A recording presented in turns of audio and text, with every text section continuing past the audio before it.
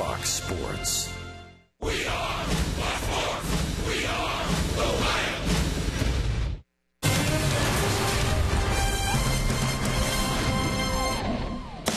Independence Hall here in Philadelphia, the city of brotherly love. That's where the Reds start this 6-game road trip after a doubleheader yesterday. On the road now for the better part of 2 weeks. It's the Reds and the Phillies on Fox Sports Ohio. And hi, and a pleasant good evening, everyone, and welcome to Reds baseball. Tonight from Citizens Bank Park here in Philadelphia, it is game one of a 3-game series, the Reds and the Phillies. I'm Jim Couch along with Chris Welsh, and boy, Chris, we get to the ballpark today. The injury bug has reared its ugly head again for this Reds team, and it has struck the first baseman. Well, Joey Votto not on the team playing last night. They went from Cincinnati to Philadelphia, and we heard today the reason why. He's got a quadricep strain.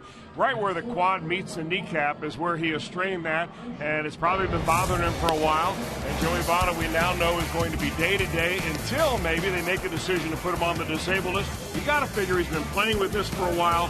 Figured he finally can't do it anymore. He probably needs several days off. Don't know if they're going to end up putting him on the DL or not, but they've got some decisions to make about Joey Votto, not only about him, but who will play first base in his absence. I think anybody that watched him play wouldn't have seen, any reason to be or suspect that there was a concern. And I spoke with him throughout the course of the situation. He said, "I'm good to play. It really doesn't prevent him from playing." But he wanted to be out there to help his teammates, help his club, give us a chance to win ball games. And it just got to the point where it was obvious that it was affecting his ability to play at the level that we know that Joey plays at with regularity. So we had to take a look at it. So with Votto out of the lineup, Brian Pena makes only his 5th appearance ever and his first start at first base for the Reds here tonight. Meanwhile, after we come back, good news for the Reds. Good news after missing 17 games behind the plate. DEVIN MESORACO back.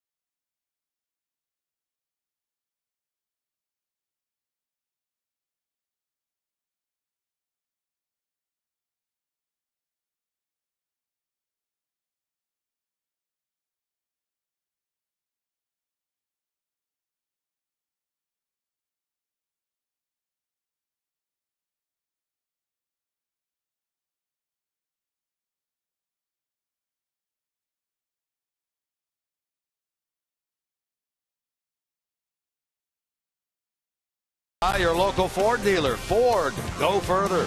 By Cincinnati USA Regional Tourism Network. Stay close to CincinnatiUSA.com. By AT&T, mobilizing your world. And by Skyline Chili, feeling good. It's Skyline time. This is right outside Citizens Bank Park here in Philadelphia. Now inside, sparse crowd. Been a rainy day, overcast evening, as we will start on time here. We mentioned the DEVIN MESORACO back in the Reds lineup, and for more on that, here's Jim Day. Well, it couldn't come at a better time, as Joey Votto back in Cincinnati, still awaiting word whether he'll go on the disabled list. But in the meantime, our IGS bringing the energy features DEVIN MESORACO, and they can not only use his energy, but they can use the numbers that he put up before he went on the disabled list. You could say he started to come into his own as a hitter, and Brian Price had hinted that eventually he was going to move up in the lineup. Now, out of necessity, he is moving up in that lineup tonight. Been kind of a whirlwind day for MESORACO. He arrived here late this afternoon, traveling from his rehab stint with the Louisville Bats, so he had a lot of cramming to do at the last minute to get ready for this game tonight, but man, can they use him. Let's go back upstairs. The guys that will call the game, Jim Kelch, Chris Welsh. All right, thank you, Jim Day. Brian Price, well, he has been operating shorthanded from the get-go, really at the tail end of spring training, and so far throughout the first 6 weeks of this 2014 season.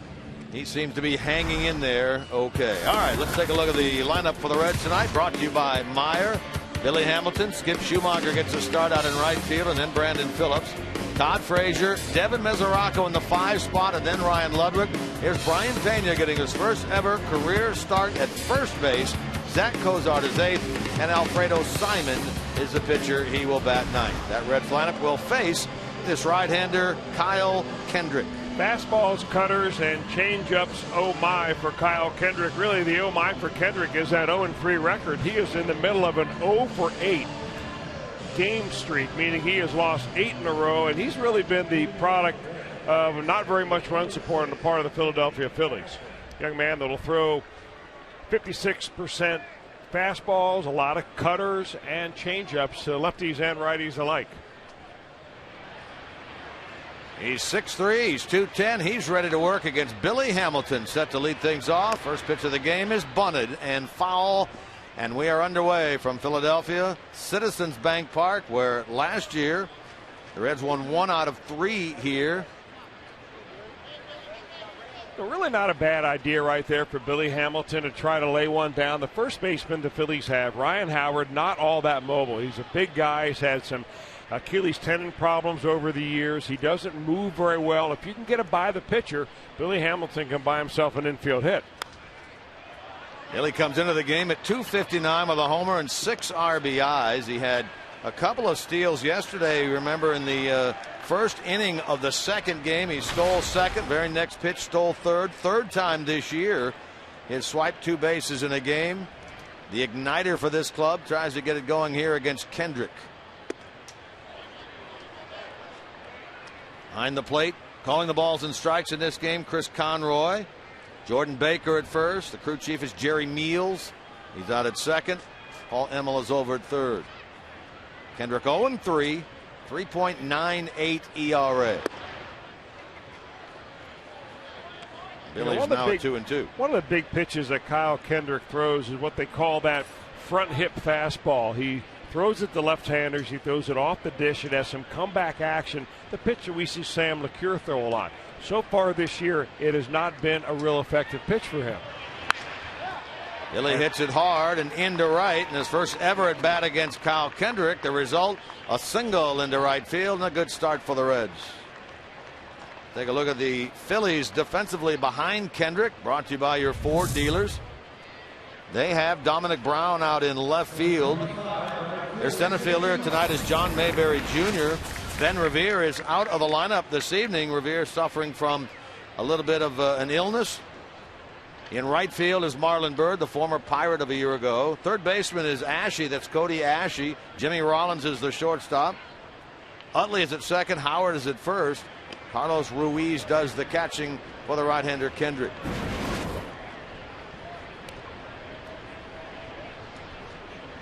Hamilton with 14 steals. That is good for third in the National League. The Reds as a team third in the National League with 33.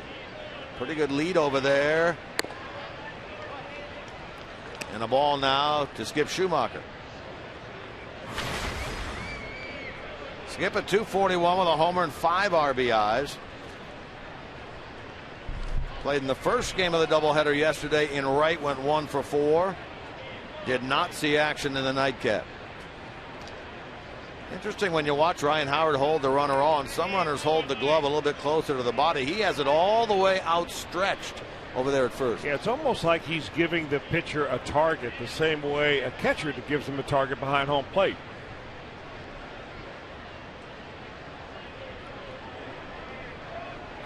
But what gives him an advantage, obviously, is being left-handed. He catches that ball in his right hand, and it's easier for a left-handed throwing first baseman to have that swipe tag at first base. But I'm not so sure that's going to shut down Billy Hamilton. 14 stolen bases, and Kendrick will give them up. He gave up 10 last year. They only threw out 2. This year he's 1 for 1. Well, he's really creeping off over there, but does not go. Schumacher, a ball and a strike. Yeah, and it's really pretty obvious that Schumacher was trying to give Billy Hamilton a couple of pitches with which to try to steal second base. And that's what you want out of your second place hitter. Somebody who's patient, not afraid to hit deep in the count. And Schumacher right now is in that spot. He has had a lot of success career-wise. You saw the numbers there against Kendrick. 9 hits, 26 at-bats, including a couple of home runs.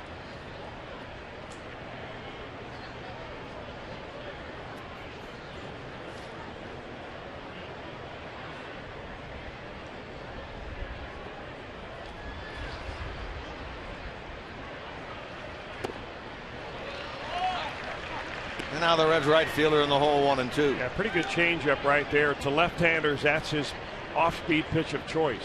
Good arm action, and that's really one reason why Kendrick is set up on the first base side of home plate. He gives a little better angle, especially left-handers have that changeup kind of fade away from him.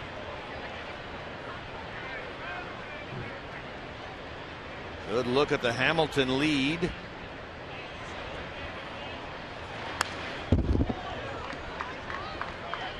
Schumacher hangs in there against this 6'3" right-hander from Houston. Went to high school in Mount Vernon, Washington, Mount Vernon High School, and then Kyle Kendrick thought he was going to be a football player at Washington State. He's a very good quarterback, very good punter, but Phillies drafted him and he went with baseball. Boy, a good shot of where his foot is on that rubber. He's taking full advantage of that rule change a couple of years ago, which allows pitchers to nearly get off the pitching rubber. That rule change basically was as long as you're making any contact, right? Correct. It used to be that your entire foot had to be in contact with the pitching rubber. But you can see now where he is. I mean, this is a spot where, I mean, his toe is right there. And pitchers are always working it for angles. I mean, hitters are the same way, trying to angle up the defense. Defenses are the same way, cutting down on hitting lanes and hitting angles. But pitchers especially, when you see a guy move from one side of the rubber to the other side of the rubber, and you see him out there, and if he's as drastically to first base as a right-hander as Kendrick is, there's a reason why. And it's because most of his pitches go into right-handers, they go away from left-handers, and that spot gives him the best angle.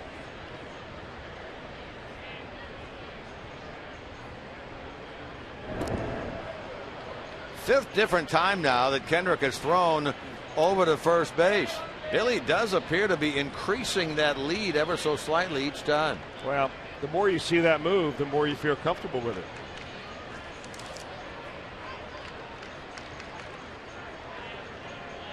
Plays Schumacher straight away.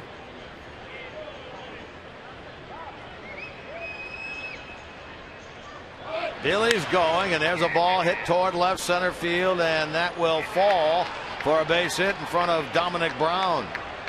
Hamilton was running, then he stopped about 3/4 of the way, thinking maybe Brown was going to get to that ball. He did not, and it's 2 on with nobody out. Well, Brown did not get a great jump on that ball, and he kind of came up very slow towards the end. That's why Hamilton's thinking, hey, if this guy really wants to go hard and maybe leave his feet, he might have a chance to dive and make that catch. As it turns out, he doesn't. The Reds have something cooking here, first 2 batters on. Schumacher leads at first. Hamilton out there at second. And here's the very hot hitting Brandon Phillips, who comes in overall at 281. 3 home runs. He's driven in 13. He's hitting .340 in his last 12 games. Very good series against the Padres. Very good homestand.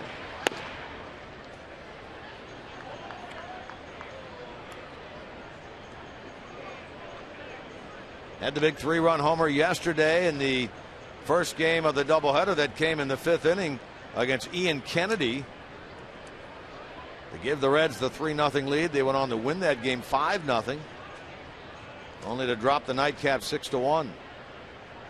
Reds come in 3 under, Phillies 4 under.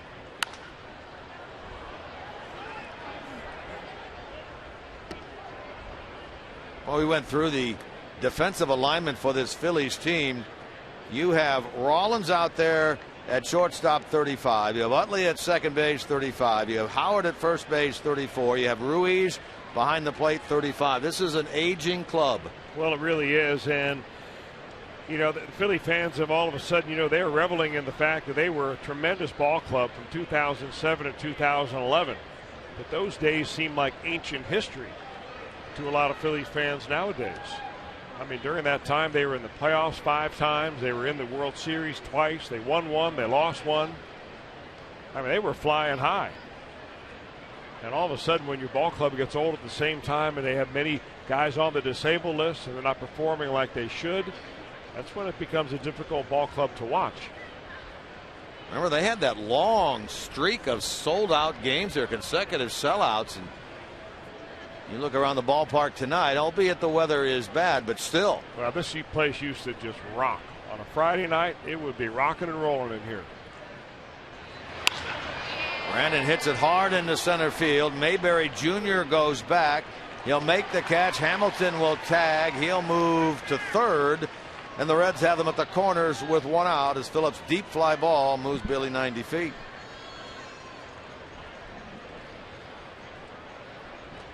You mentioned this Phillies club. They won the World Series in 08, defeating Tampa Bay, the one and only time that the Rays ended up getting to the World Series, and they lost to the Yankees the following year in 09 in the Fall Classic.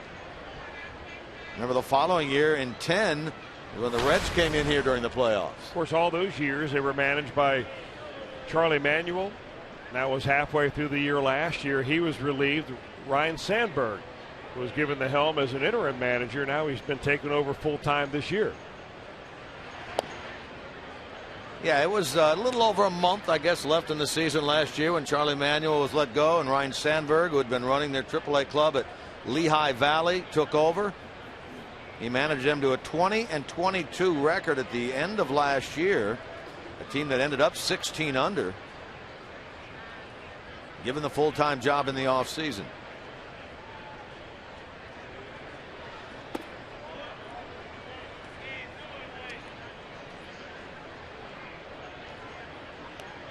Tonight's steal power performer of the game is Todd Frazier here at Citizens Bank Park. How about 8 games and a .360 average in this ballpark with a homer, 6 runs batted in. Our steal power tool performer of the night. Let's see if he can muster one up here. Big RBI chance for the Reds' third baseman. He'll get it in the air, but it's going to stay on the infield, and Utley is going to call for it. He makes the catch.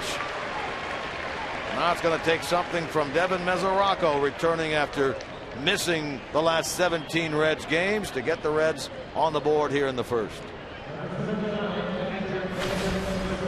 Oh, it's great to have the 25-year-old Mesoracco back in the lineup. Last played on that Friday night in Atlanta. Remember, 7th inning, Hamilton doubles. He comes around third and all of a sudden pulls up lame. He was the hottest hitter on the planet when he went on that disabled list, and I think the key for Mesoracco then was pitch recognition. You didn't see him chasing a lot of pitches out of the strike zone. Let's hope that he's able to keep that same keen eye his first day off the DL. 13 games this year, hitting .468, 3 homers. He's driven in 13. He played 3 games on a rehab assignment with the Reds AAA club at Louisville. 3 for 10 with a home run. Rare curveball right there by Kendrick. That's a good get-ahead pitch. He only throws it about 6% of the time, so when you do throw it early in the count, you're not really ready to jump on it.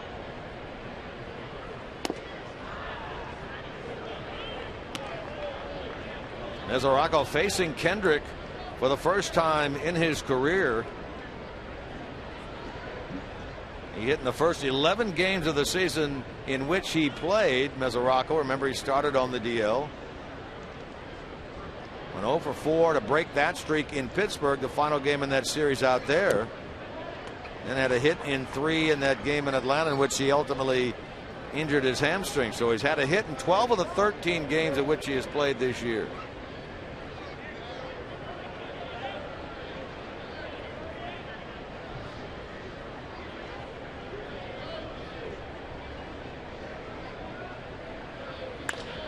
Hit hard by MESORACO to left field. That ball will get over the wall. A home run for DEVIN MESORACO, the Punxsutawney, Pennsylvania native, in his first game back since coming off the disabled list where he had missed the last 17. It's his 4th of the year. A 3-run blast. 3-0 Reds. Fairy tale stuff. I'll tell you what, you're not kidding about that. I was just thinking, man, if the Reds aren't able to cash in, they miss a golden opportunity. But leave it to DEVIN MESORACO. He gets a pitch up. Kendrick makes a mistake. And a line drive out of here for 3-run bomb. That'll get that little dugout going a little bit. Glad hand from the Reds dugout for the Reds catcher, DEVIN MESORACO. 3-0 Reds lead. The 8th home run ball given up by Kyle Kendrick. Probably a cutter right here that Kendrick is trying to run away, and the ball just hangs right there. And MESORACO, as strong as he is, young man from Pennsylvania himself, drops a bomb on the Phillies. Now it's Ludwig, and he hits it toward the hole. Rollins will slide to get to the ball, comes up throwing, and a good scoop on the receiving end by Ryan Howard retires Ludwig to end the top of the first. But a good start for the Reds thanks to DEVIN MESORACO with a 3-run home run, his 4th of the year. Reds lead 3-0 after a half.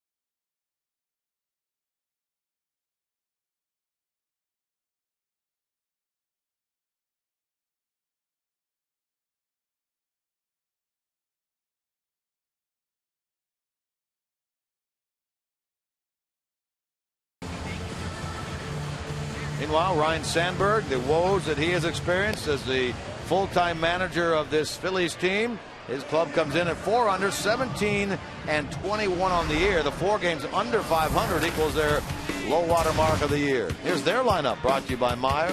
Jimmy Rollins, Carlos Ruiz in the number 2 spot, then Chase Utley, Ryan Howard at the cleanup, Marlon Byrd and Dominic Brown in the bottom 3, John Mayberry Jr., Cody Ashe, and the pitcher Kyle Kendrick will bat ninth against the 33-year-old right-hander Alfredo Simon. Alfredo probably doesn't know what to do with the 3-run lead. He, like so many of the Red starters, have not been exactly the beneficiary of a lot of run support. They average just a little bit over 3 runs a game, and guess what? He's already got that, taking the mound for the first time here in the bottom of the first inning. He gets the veteran Rollins to lead it off. The switch hitter is quickly in the hole. 2 strikes. Now, Rollins is not used to leading off, at least not this year. Of course, he's been the leadoff hitter here in Philadelphia for a long, long time. They had Ben Revere, center fielder, in the leadoff spot. He's being sidelined with, I guess, some flu-like symptoms. So they put J-Roll back at the top.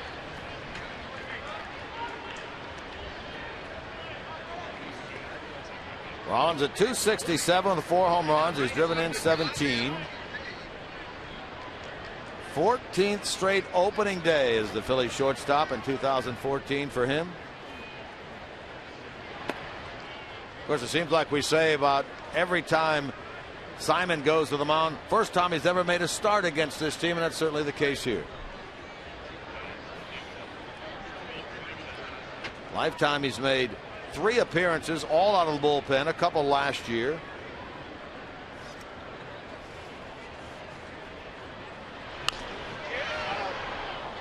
Rollins out in front of that one in a long foul ball.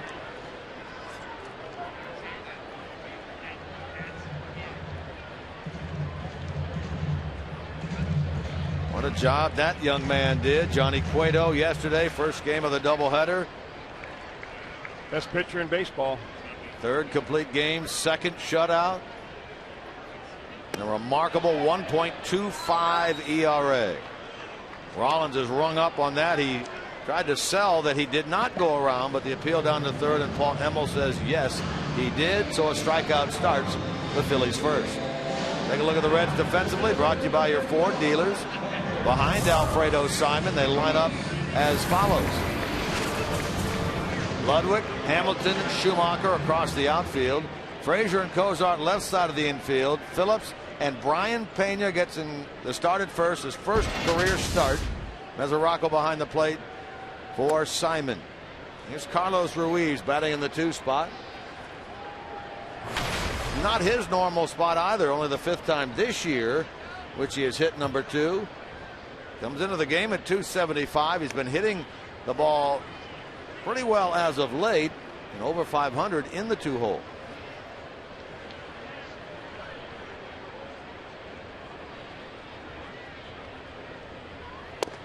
Well, if you went by stats alone, you would say Carlos Ruiz is a natural for the number 2 spot.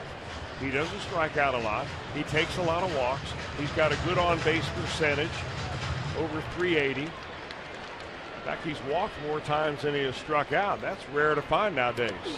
That one rides up and in on him, and Ruiz is hit by the pitch, and he will take first base.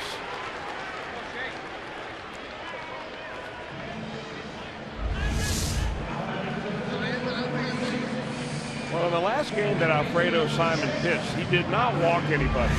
But what he found himself being was wild inside the strike zone. He was throwing pitches down the middle of the plate that he normally gets on the edges, and he got hit around a little bit. In fact, he gave up 5 runs and 8 hits in 3 innings his last time out. That was against Colorado.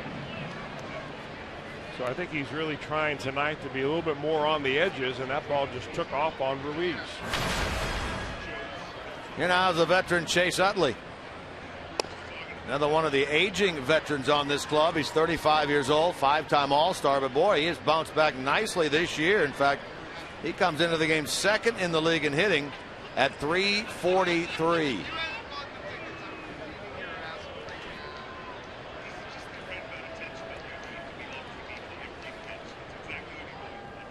A strikeout, a hit batsman, and now it's Utley. 6-game hitting streak going for him. Leads the National League coming into this game in doubles with 17.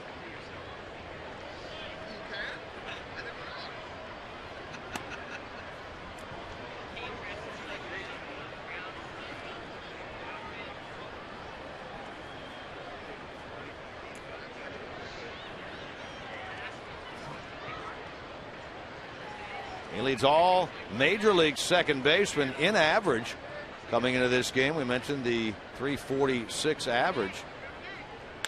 Here's the ball hit into left center. Over to cut it off, Ludwig. Ruiz stops at second base, and in the person of Ryan Howard, the Phillies will bring the tying run to the plate. Well, Chase Utley's been doing this seemingly forever. He almost sets a pitcher up to say, all right, I know you're going away with a fastball, and if you get it up, I'm just going to stroke it right there in the left center field.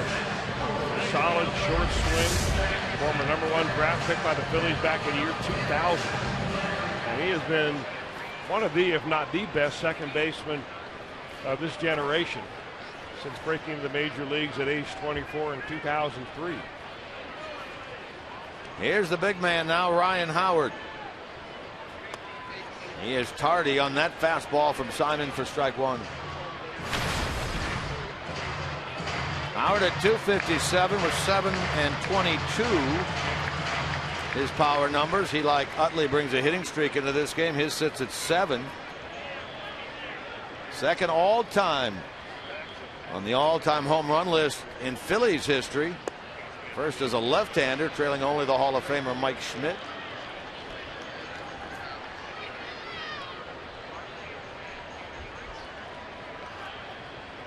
Michael Jack Schmidt, as Harry Callis used to say whenever he would come to the plate. Well, Michael Jack Schmidt actually comes up and does Sunday television baseball. Yeah. He's a color analyst every Sunday for Phillies baseball.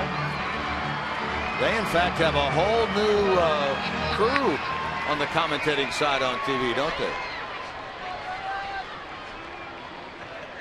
The crafty lefty, the other crafty lefty, is part of that. Nice play by Phillips as they get the out at second base. Phillips got it to COZART. They got the force out on Utley. Howard will run the bases. Rip Ruiz. Not 2 out. Now, there was a key slide at the very end of this play as Chase Utley goes into second base. He knows that Ryan Howard does not run very well. This is going to be a tough ball to turn on most people. But he makes sure that he goes in there on Zach COZART and upsets this, because even when COZART gets the ball right here, Ryan Howard is still quite a ways from first base. And normally, if you don't clip his foot as you go by, they're going to complete the double play. So Chase Utley does those little things like that to help his ball club. Now, if you're a Phillies fan and you're watching that, you're going to say, hey, he was way off the bag potentially at second base. But that's one of those plays with the replays that you cannot ask for a review. You know, you can slide past the bag, no problem. But you have to be able to reach the bag some way or another as you slide by. So you can't slide 10 feet to the right of the bag and obviously try to break up a double play without having any chance of even touching second base. That's Marlon Byrd. He represents the tying run. Well, this guy kind of resurrected his career a year ago, first with the Mets, then with the Pirates. He was one of the 2 big acquisitions that they picked up late in the year, along with Justin Morneau. Well, 36 years old. He fits right in with the rest of this lineup. Comes in at 295 with 4 home runs. Driven in 23. Ouch. Breaks his bat on that one. Now he's in the hole 1 and 2. I'll tell you, Alfredo Simon can do this to you. I mean, he's got a running fastball. He runs it up there in the mid-90s. I mean, it is like a shot put. Right in on the hands of Marlon Byrd. The ball just explodes that bat.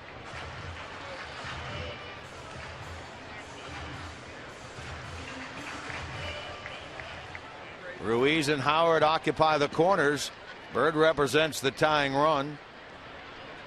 He, like most of these Phillies, haven't seen a whole lot of the right-hander Alfredo Simon. Byrd lifetime 0 for 1 against him.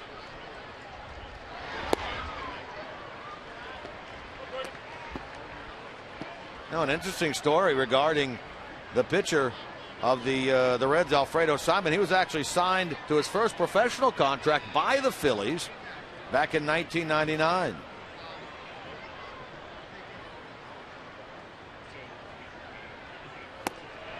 And he gets Byrd on strikes, quells the rally for Philadelphia here in the bottom of the first. They lead 2.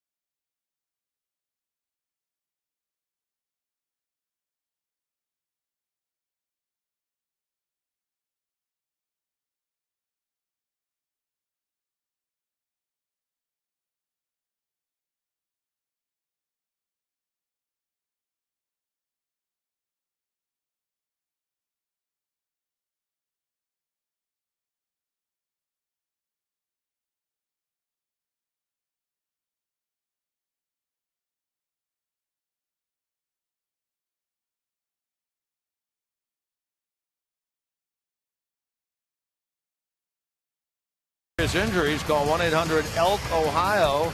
We call this Something's Gotta Give. The Reds come into this game having lost 5 straight road games. The Phillies, they've lost 4 in a row here at home. So somebody will have that stretch ended tonight. Reds, of course, lost 3 in a row down in Atlanta. Then those 2 a little over a week ago out in Boston. They came in overall with a 7-11 record on the road. The Phillies at home, they are 6-11. Kendrick to the first baseman, Pena, and he is thrown out on the first pitch he sees by Utley. Second to first, 1 pitch, 1 out. You know, really amazing that the Phillies are 6-11 here at Citizens Bank Park. This used to be a real advantage for them to play here at home. I mean, they were hitting home runs, the ball was flying out of here, they were filling the stands with 45,000 plus every night. It was rocking and rolling. It was very difficult for a visiting team to come in here and try to establish anything. They had good pitching. All the things came together, but when you see the Phillies where they are, they're in 5th place right now. They're not used to that. They're 4 games under 500, and they're 6-11 at their home ballpark. Man, that's tough to overcome. Kendrick now faces COZART. He's at a ball and a strike. Back at 208. Driven in 11, including 2 in the first game of that doubleheader yesterday. In fact, he had a 3-hit game against Ian Kennedy and the Padres in game 1 yesterday. Getting himself back over the 200 mark at 208.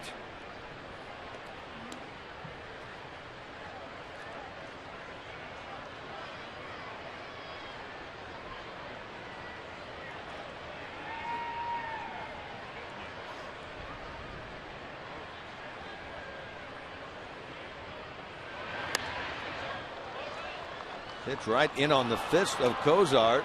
Fights it off to stay alive. You know, it seems sometimes like Zach COZART, he's been in and out of some slumps so far this year, is so much trying to hit the ball to right field that he jams himself on pitches that he normally would get the bat head through the zone and pull. Like right there, he's kind of scooping that ball, kind of dropping his back shoulder in an attempt to hit the ball the other way. You know, when he came up and first started hitting some home runs, he was very quick on an inside pitch. And sometimes you're so aware of trying to hit the ball the other way and using the whole field that you have a tendency to take some of your strengths away. In other words, get away from what got you there. Well, exactly.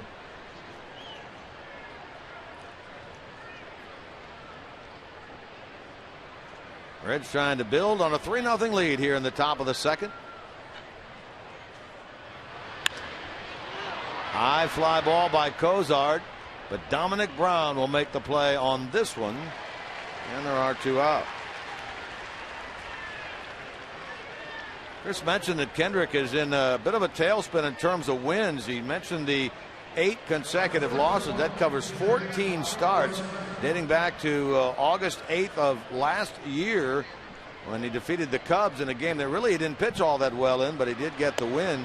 Since then, he's made 14 starts. His last 7 a year ago. First 7 this year. Has not enjoyed the taste of victory. Reds hope, of course, to extend that by 1 here tonight. Scooped by the first baseman, Howard. He steps on the bag. Simon is out, and the Reds go in order here in the top of the second.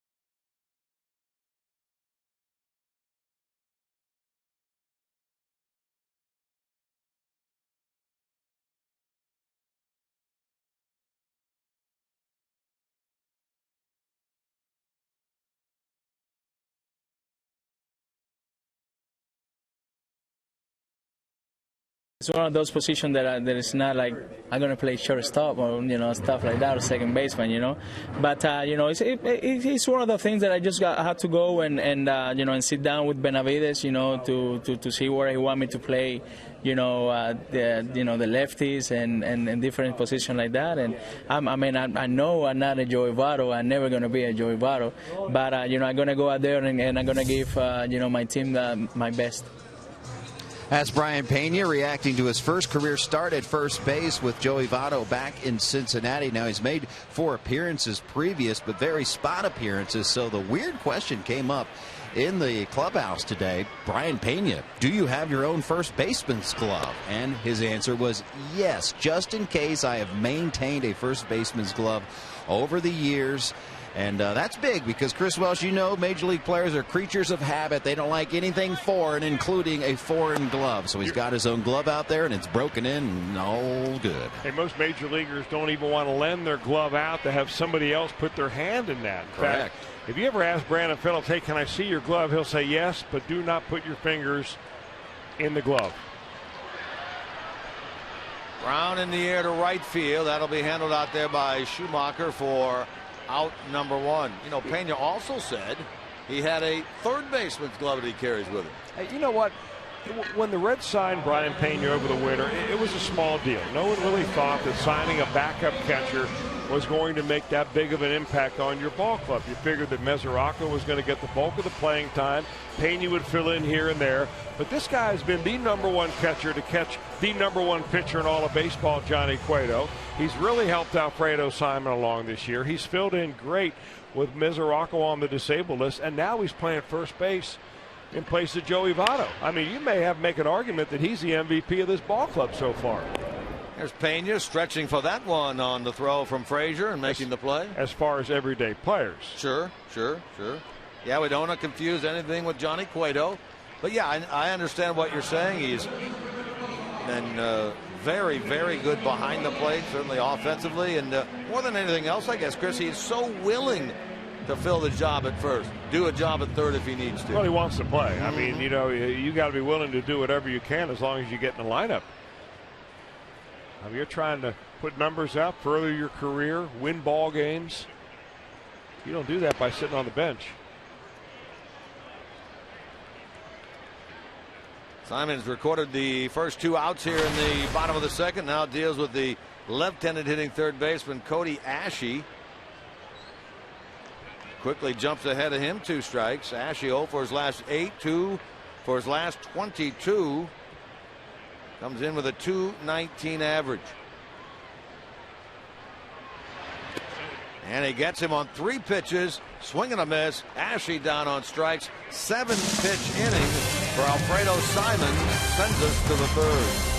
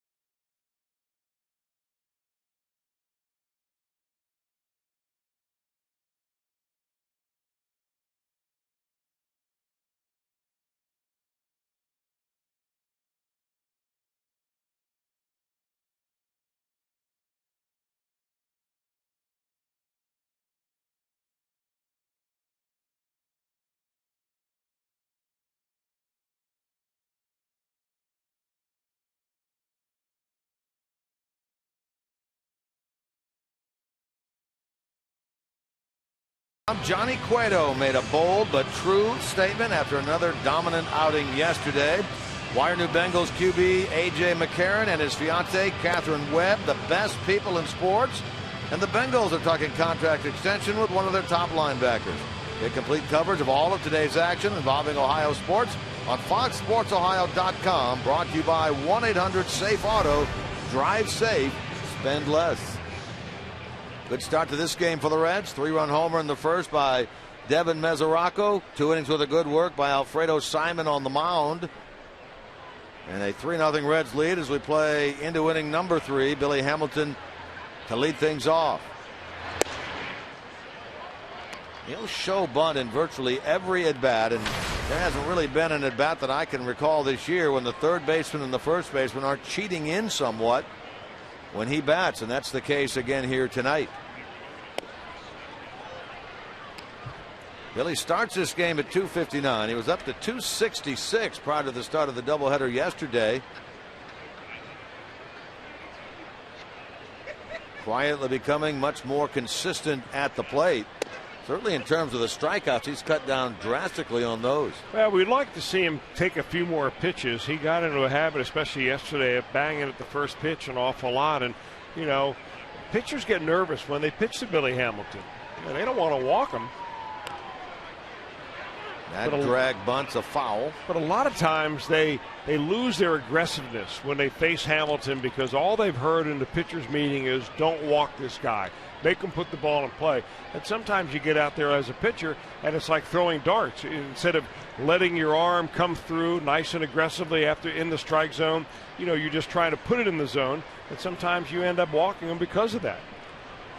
And the psychology of giving up a walk to Billy Hamilton versus him getting a base hit is much, much worse because you feel like you're digging your own hole if you happen to walk him.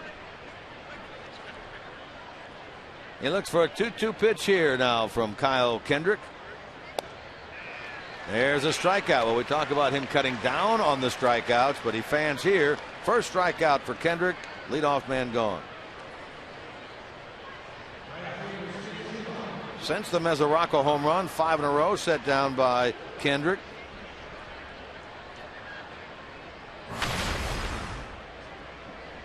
Here's Skip Schumacher. Base hit his first time. In fact, he had Hamilton with a hit, Schumacher with a hit, a couple of lefties. Lefties, for some reason, this year have really given Kendrick a problem. Well, it's because he's leaving that two-seam fastball out over the plate. He tries to throw it right in there, right at the left-handed hitter's hip, and have it come back over the plate, but he's leaving it out over the dish. That one hit hard by Schumacher, but out to the second baseman, Utley, so there are 2 gone. Catch Fox Sports Ohio's coverage of the Reds during this 2014 season with MLB.TV Premium, the #1 live streaming sports service celebrating 12 years. Watch every out-of-market game live in true HD on over 400 devices. Visit Reds.com for all the details.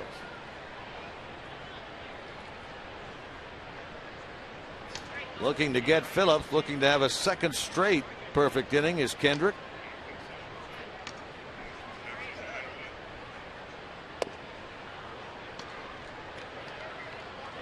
Fly ball out to center, his first time for Brandon.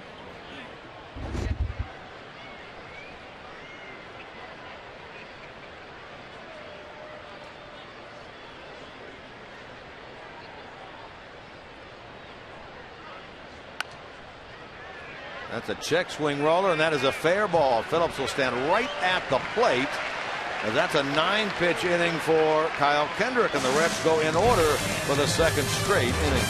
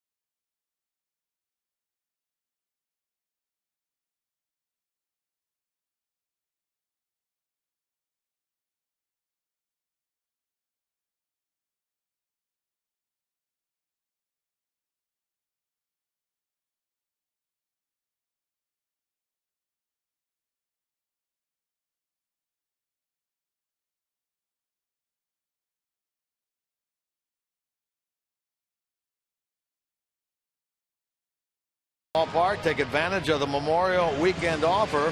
Purchase 2 tickets for only $22 and see the Reds take on the St. Louis Cardinals. Plus, don't miss a weekend full of fireworks, giveaways, and much more. Head to Great American Ballpark for Memorial Day weekend. Take advantage of the 2 for $22 ticket deal. For tickets, you can call 513-381-REDS, visit select Kroger locations, or go to Reds.com.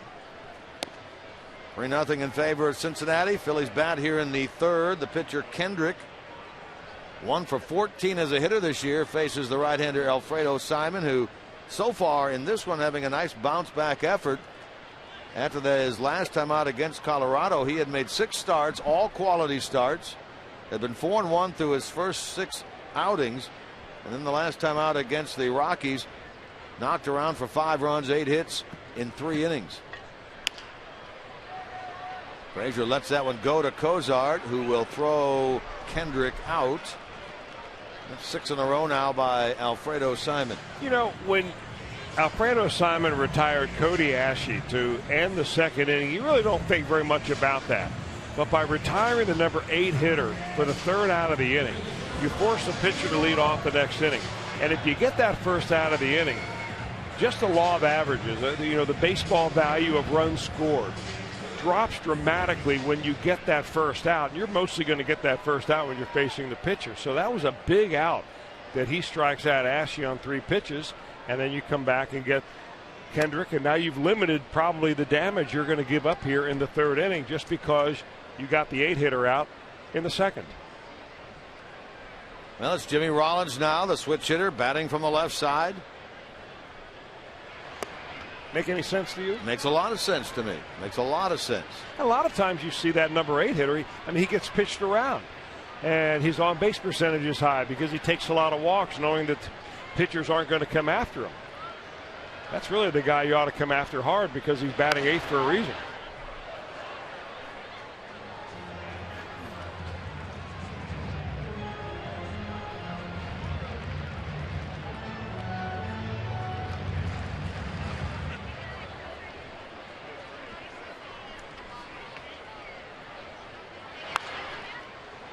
Hard hit and foul past first base. Boy, it's one of those things, wasn't it, Chris? You come to the ballpark today, actually earlier in the afternoon, and you hear Joey Votto having an MRI in Cincinnati, and you kind of roll your eyes and you think, my goodness, how long is this injury situation going to affect this club? Well, it's probably going to affect it all year long. Because some years you just have it like that where things just get out of control and they snowball. Now you hope you get everybody back, and you hope that you finally find out how good this ball club can be by getting all of its pieces back in order. And little by little, guys are getting healthy. You get MESORACO back today. Brian Price did make the statement prior to the game today that Tony Cingrani will start in the finale here on Sunday. So there's 2 pieces back, and we talked about the fact that Jay Bruce is making incredible progress in his return. Well, that's why you have to have a complete ball club. That you can't always just guarantee or make a plan based on everybody being healthy. Every team out there is going to, from year to year, have its share of injuries, some years worse than others. And you've got to plan for it. So that if you miss a guy, even an important piece like Joey Votto, as long as it's just for a small period of time, you should have somebody there who can do a relatively good job in his absence. And thereby, it doesn't mean that Brian Price has to start at square one all the time, but that's really up to the general manager at the beginning of the year when he puts that roster together. Well, remember when Votto went on the DL because of the initial knee injury back in 2012 and the subsequent surgeries, it was Todd Frazier who really shined at first base. He and Ryan Ludwig, for the most part, offensively carried the club at that time. Right. Walk to Rollins, puts him aboard with 1 man out here in the 3rd, and now it's Carlos Ruiz, who was hit by a pitch his first time. And we don't know yet. We should make sure we reiterate the fact that we do not know if Votto is yet going to go on the disabled list. Brian Price had talked about before the game that they will reconvene afterwards and look at the situation again. It's kind of funny that they're going to reconvene here in Philadelphia and Joey Votto is back in Cincinnati. But I think that there's, everybody's getting input from everyone else. Votto has to be forthright in telling the Reds how much pain he has, whether he can perform or not. They've got to evaluate the pros and cons of either giving him a few days rest or putting him on the disabled list. I mean, in all likelihood, Votto's been battling this for a while, and it's probably getting worse and worse. So it's not going to get better until you give it a few days of rest. So now you balance out how much rest does he need versus what do we do? Play short for 4 or 5 days. And that's really the question that they've got to come to grips with. And as part of the answer, who do you have to fill in? Is Brian Pena going to go down there every day and play? Neftali Soto is naturally a first baseman. He's a right-handed hitter on this ball club. Is he going to be a guy that's going to get a shot? Is there somebody down in the minor leagues you might call up? Well, as you look at all those possibilities and taking nothing away from Neftali Soto, he has been a decent to very good minor league hitter, but he has not proven up here that he can take that job over and be, as you said earlier, an adequate replacement over there at first base. Well, you don't really know yet because you haven't given him enough time at the major league level to get a lot of at-bats in a row. True. So, I mean, a lot of guys come up here and they're simply overwhelmed because they're seeing better fastballs, better placed pitches, better breaking balls than you see down in the minor leagues, and he hasn't had a chance really to get in any kind of a flow. So I don't think anybody can tell you whether he can hit big league pitching yet or not. But you've got to win games right now, regardless of who is on the disabled list. At 2-1, that ball sliced into right by Ruiz, and that's a hit. So he's on for the second time. That'll send Rollins over to third. Here the Phillies are again with a tying run coming to the plate with 1 out. Tell you what, you move Carlos Ruiz up in the batting order, all of a sudden he starts swinging the bat like a number 2 hitter. I mean, this ball coming right in on him right there, and short arms, very compact swing. He gets enough of it on the barrel of the bat to get it into right field for a base hit. Ruiz was the hitter, if you remember, when Travis Wood nearly pitched a perfect game or a no-hitter here. Yes. And he came up, I think, and broke up that no-hitter with a home run a few years ago. That was earlier in the 2010 season, I believe. We'll have to do a little research and find out how close your memory is to reality. I had to bring that up, huh? Utley represents the tying run. He takes a strike.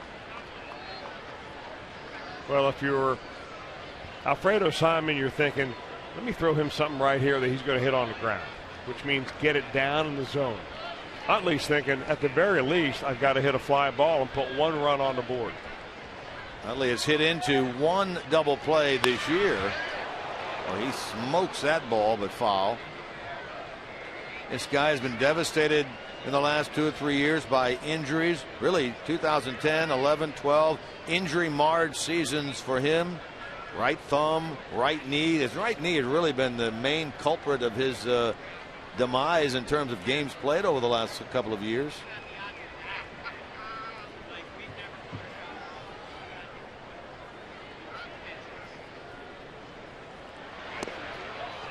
Down and in there, and a swing and a miss by Utley, and he becomes the second out of the inning. That's a pretty darn good pitch right there. Really good pitch right there. He threw a fastball the pitch before. Utley had a good swing, just hooked it foul. Then he comes right back in here with a slider, it looks like, and the bottom just drops out of that pitch. So here is Ryan Howard. Hit into that force play out at second base back in the first inning. Leaving 2 men on. Here he is in the third with 2 men on and 2 men out. He has 7 home runs on the year. We mentioned he's second behind Mike Schmidt in Phillies history in long balls. He comes into the game with 318 behind Mike Schmidt's 548. He's also 4th in Phillies history in runs batted in, just 15 shy of getting to the 1,000 mark.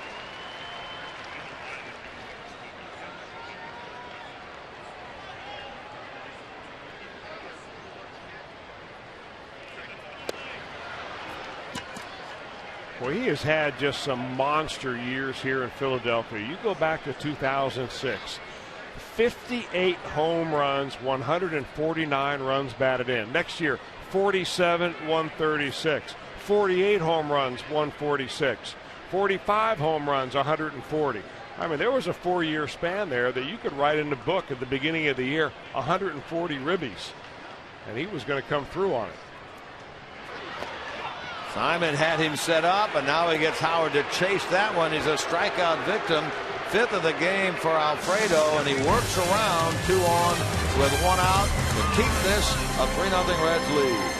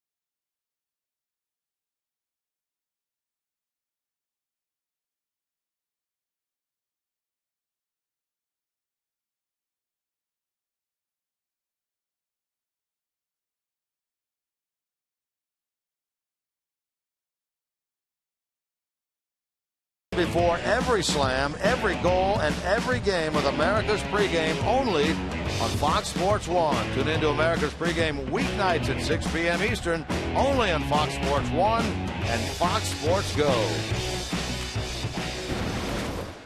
Reds game yesterday was on Fox Sports 1, the first game of that doubleheader. Eric Karros, the former Dodger, was in town to work with our Tom Brenneman. And Chris, you were on in the second game with Tom, so all Reds action yesterday, televised. Here we are in Philadelphia. First of a 3-game series here. 6-game road trip that also takes this club to our nation's capital, D.C., beginning on Monday. This is also really the beginning of a long stretch of road games for the Reds. In wrapping up the series against San Diego yesterday, the Reds closed out a stretch of 12 out of 14 games at home. And now here tonight, they begin a stretch of 13 of the next 16 on the road. The only home games during that stretch of games, the 3 against St. Louis over Memorial Day weekend. Frazier in the hole, 1 and 2.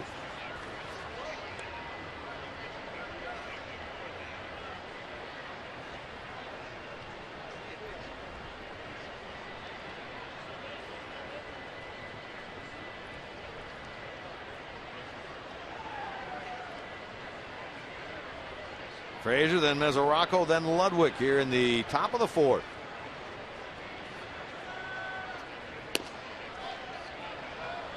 Town will get a look at a 2-2 pitch. He popped up his first time. He did keep that hitting streak going in the second game of the doubleheader at home yesterday. The infield base hit in the 6th inning against Tyson Ross. So he's sitting on 14 gamer. Career high for him. By the way, Chris, our statistician, Ed Svita, he came up with the information that we were looking for. Travis Wood, 9 innings, 1 hit, going for that perfect game. It was the 10th of July, 2010, broken up by Carlos Ruiz. Not a home run, but a double to start the 9th inning. That was some sort of night, though. It was a bomb. Boy, Travis Wood was just dealing that day, going high with the fastball, getting him to chase that little changeup of his. Well, good work by Ed. Thank you very much. Here's a look at it. Travis Wood now, of course, with the Cubs. Came over in the Sean Marshall deal. I mean, like he does now, working fast, throwing strikes. And he was, of course, faced off with Roy Halladay that day. The Reds didn't do anything against Halladay. I think that he went 9 innings and only gave up 5 hits, right? Halladay did, and he was bested by Travis Wood. That was a shame that Wood was not able to end up with a historical game, but it was a terrific game for the Reds left-hander. MESORACO bats now with 1 man out. Yeah, and of course we mentioned earlier it was later that season then that Halladay threw the no-hitter against the Reds in the first game of that National League Division Series. Ruiz in that game on the 10th of July broke up the perfect game with a double, then scored the winning run later in the game in the 11th on the Jimmy Rollins base hit against Logan Ondrusek. So all those principles still around in the big leagues and all on the same team as they were then, with the exception, of course, of Travis Wood.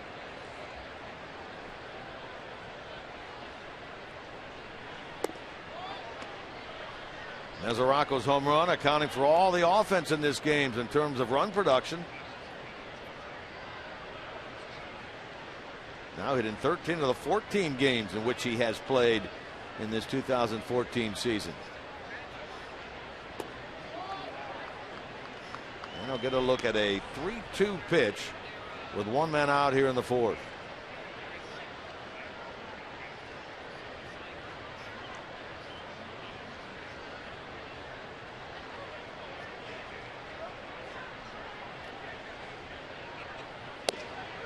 Strike 3 called on a 3-2 delivery. MESORACO rung up. 2 out. No cutter that time. You see Devin MESORACO checking out the big board here at the ballpark to see where it was. And look where they're pitching him. I mean, they're just pitching him down and away, and that's that 2-seam fastball that a few right-handers are able to throw, where it looks like it's going to be off the plate. He comes right back and gets the inside corner or the outside corner. Kendrick gave up a 3-run bomb on a cutter last time. He was not about to make that mistake again. Kendrick, his last time out, allowed 4 runs, 4 hits, and 5 1/3 in a no decision, albeit a Phillies win against the Mets at Citi Field. Got out to a shaky start in this game in the first. Gave up 3 runs on 3 hits, but has not allowed a base runner since the MESORACO home run ball. 9 faced, 9 retired since then. Nice play by Jimmy Rollins in the hole at short to retire Ludwig his first time up.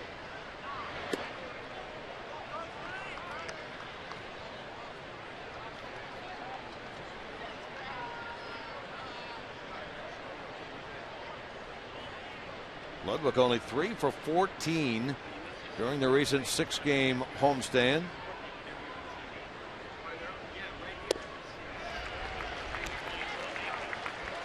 Now he'll look at a 2-2 pitch here.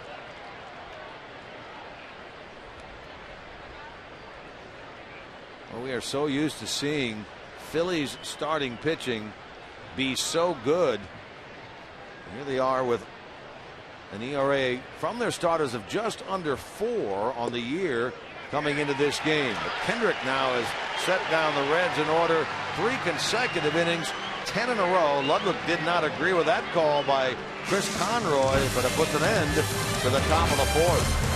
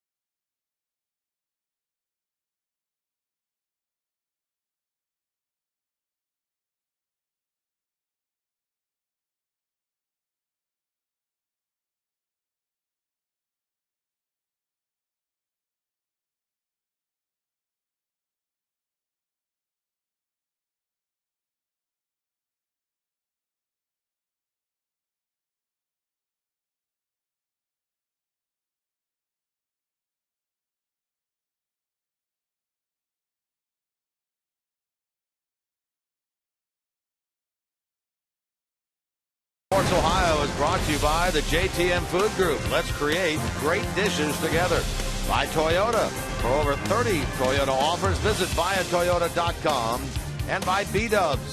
Spend $30 on a gift card for dads and grads, and they'll give you a $5 bonus. Buffalo Wild Wings. Wings, beer, sport. Alfredo Simon and the right-hander Kyle Kendrick settled into this game. Simon has not a lot of run and 2 hits through 3, and he gets Marlon Byrd to lead things off here in the bottom of the 4th inning. Byrd a strikeout victim his first time. One of the list of players that was brought over to this Phillies club as a newbie in the offseason. He's 36 years old himself. He signed a 2-year, $16 million deal. Came back to the Phillies, if you will. A fellow that was many moons ago drafted by the Phillies. Played for them in the early 2000s.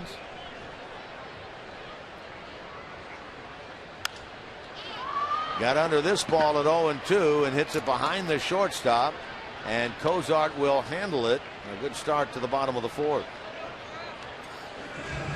You know, when Marlon Byrd had signed that long-term deal with the Cubs, and right near the end of that, his numbers were really failing off, and you kind of thought, you know, this guy is pretty much done. But he had a very good year to start with New York last year and really helped the Pirates down the stretch. Well, you're right about that. He was a big part of their run to the playoffs last year. Marlon Byrd always has been a very good offensive player.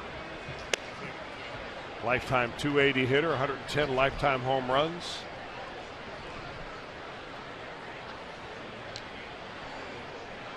He's been swinging a hot bat. The Reds have been able to get him first 2 times up in this game, and now they deal with the big question mark, really, Chris, on this club. Where has Dominic Brown, that played the first half of the season last year, gone? Well, you can see by that last swing right there. I mean, they're pitching him fast and slow. He's got a big guy, good plate coverage, all that kind of stuff. But what he has a problem doing is staying in his zone with regards to timing of the pitch. Some guys you can move the pitch around on, north and south, east and west. Other guys you have to add and subtract. This is a guy in his first full year of playing on an everyday basis. Last year was an all-star by virtue of a 27 home run, 83 RBI season. But when you break it down, he had 23 home runs before the all-star break, only 4 after the break. And in fact, there's on a stretch now where he's hit only 1 home run in his last 230 at-bats as he goes out pitcher to the first baseman here. Well, that's a defensive 2-strike swing.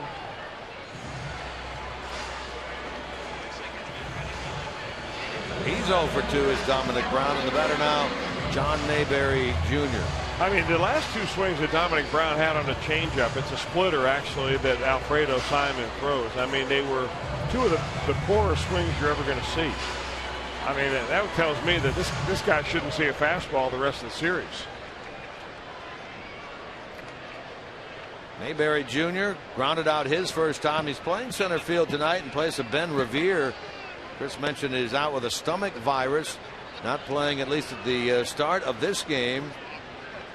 Revere last year came over to the Phillies from Minnesota. Had a decent year. He's another one whose numbers have dropped off in his second year as a Philly. Mayberry a home run. He's driven in 4. Simon quickly gets ahead of him.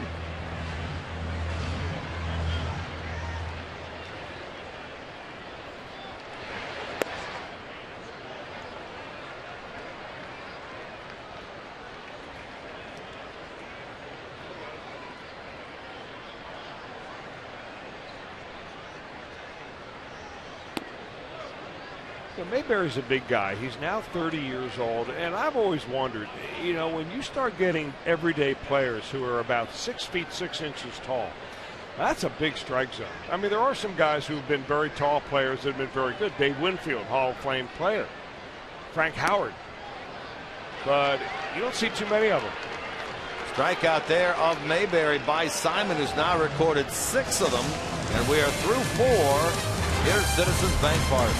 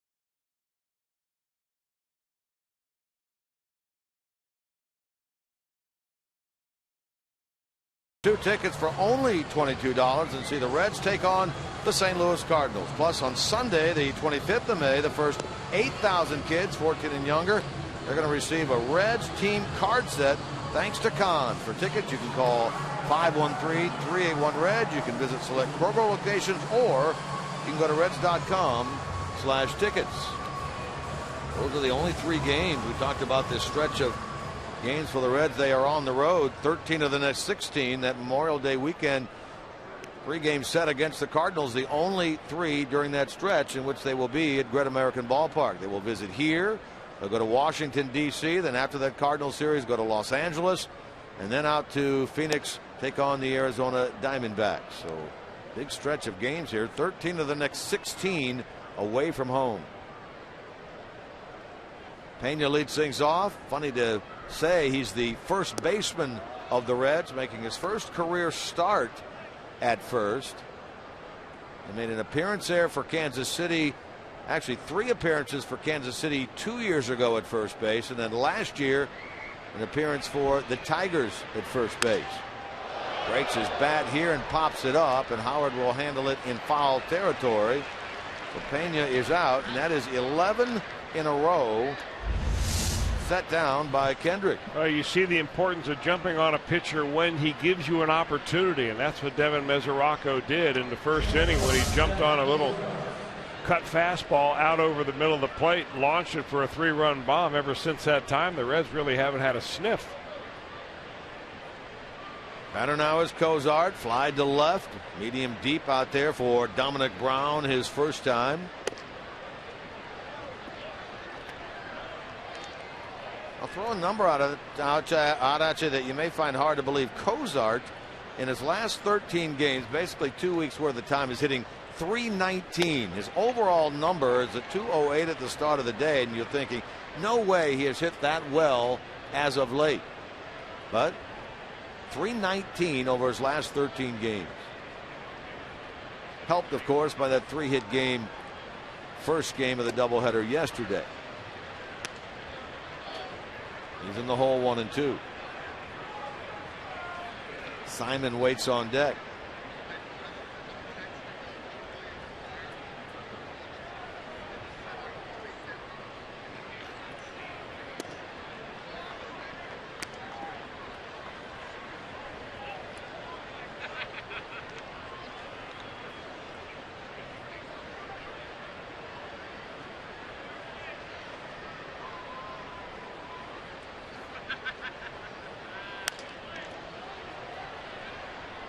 We had terrible rains here and a very windy afternoon in Philadelphia on this Friday, and of course the question being is, wow, I thought we'd gotten away from this, but that rain that was around the Cincinnati area for the middle of the week has come right out here to the East Coast. Well, 100% chance of rain coming in, and it was exactly that all day long.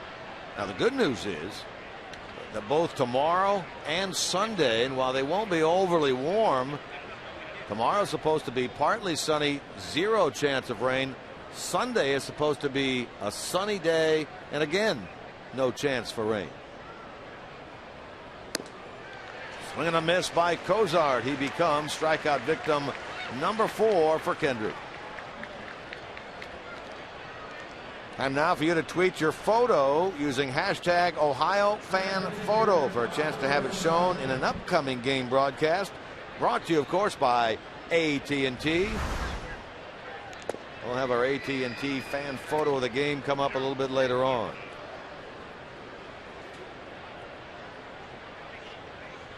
Pitcher Simon up there now as Kendrick trying to make it 4 straight 1-2-3 innings. You talked about the fact that the Reds took advantage, Chris, in the first inning with MESORACO, because they really had that similar opportunity in the first inning of the second game yesterday and did not cash in. Oh, you're right. Tyson Ross was the pitcher for the Padres, and he walked the first 2 batters of the ball game. In fact, he walked Chris Heisey, number 2 hitter, on 4 pitches. And the Reds were able to get 1 run out of that, but that was a game, an inning really in which you thought, wow, this is an opportunity to get this guy right now. And he really buckled down and pitched himself a whale of a game the rest of the way. Strikeout of Simon follows the strikeout of COZART. So make it 13 in a row by Kendrick.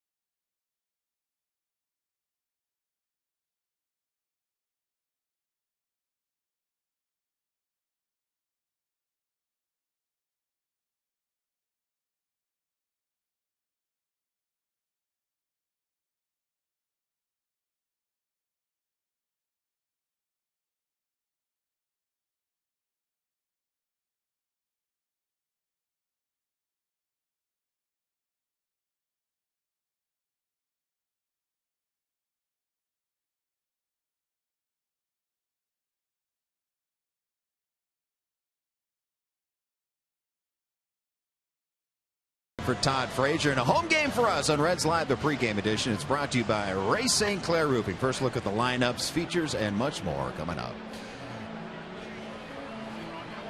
All right, Todd Frazier pregame today. Toms River, New Jersey. This is always a home game for Todd Frazier. Toms River, about an hour away.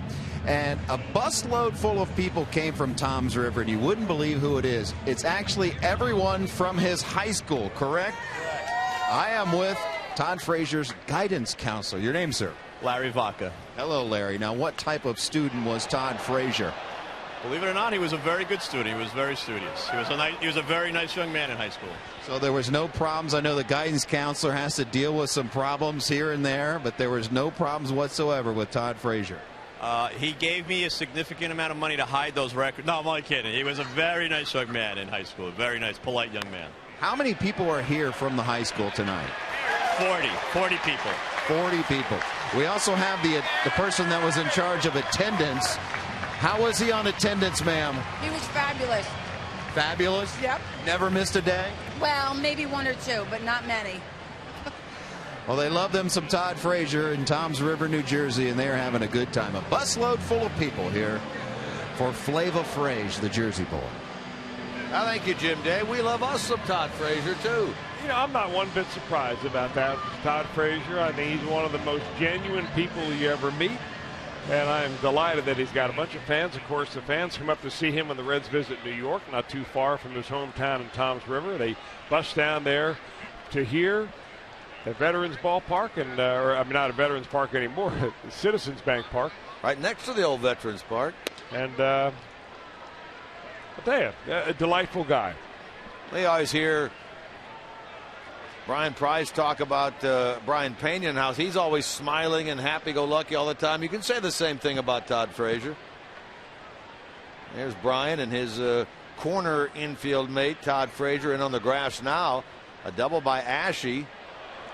Breaks an 0 for 9, 2 for 23 drought for him. He's out at second base. You know, I think that a team and teammates really appreciate players who are on your ball club whose emotions, you don't wear them on your sleeve, and you're moody. You're up and down and up and down. You don't know how the guy's going to be from day to day. It's great to have guys who are going to be eternally optimistic, like Todd Frazier and Brian Pena. Frazier, of course. You got guys that are grumpy all the time. You got guys that are happy all the time. You got guys that float up and down. Frazier was a guy who a number of years ago, before he made it to the big leagues, had ascended to the #1 prospect in the Reds organization, and he proceeded to have a bad year at AAA, and all of a sudden people are saying, well, I don't know. Okay, I don't know about Frazier.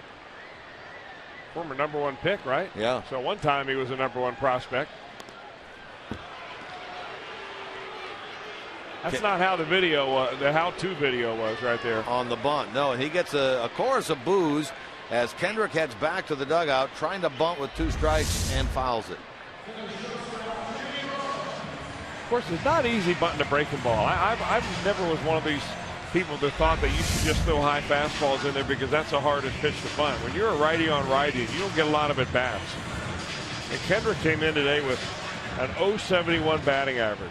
You drop that slider on him and you say, all right, you hang in there and see if you can put that baby down. And you couldn't do it.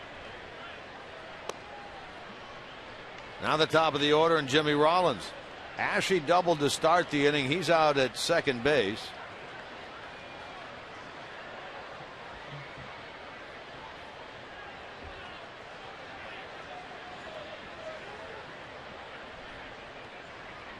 Seven strikeouts now. 2014 season high for Alfredo Simon. Closing in on his career high of 9. Rollins a victim in the first. Hey, there's the old Reds manager, former Reds manager, Pete McCannon, who is back in Philadelphia as the third base coach. We just saw a shot of him. He's here for a number of years with Charlie Manuel as the bench coach. Solid guy. Pena, nice scoop on the backhand there, and he will retire Rollins 3 unassisted, moving Ashe over to third. You know, Pete McCannon had one of the best lines ever. You know, I think in years 2 back-to-back, he was named as interim manager. I believe it was in Pittsburgh, and then of course in Cincinnati. And he said after he was not given the full-time job in Cincinnati, he said, you know, I'm just going to go to the baseball meetings, have a new business card made up that says, you know, interim manager, and give my card around. Of course, at the baseball meetings where a lot of people who are unemployed show up looking for friends, former colleagues, teammates, and so on to see if they can catch on somewhere. He's going to set up an interim manager booth.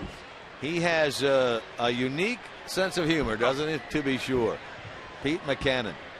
There were many of those who said they would have liked to have seen him become the full-time manager of the Reds when Dusty Baker was hired. He replaced Jerry Narron, who had replaced Dave Miley, who had replaced Bob Boone. Pete was a scout, pro scout for the Yankees last year. Ryan Sandberg took over the Phillies this year. He brought Pete McCannon back to Philadelphia this year as the third base coach. Ruiz strikes out. That is number 8 for Alfredo Simon. Phillies waste a leadoff double. The Reds still lead 3-0.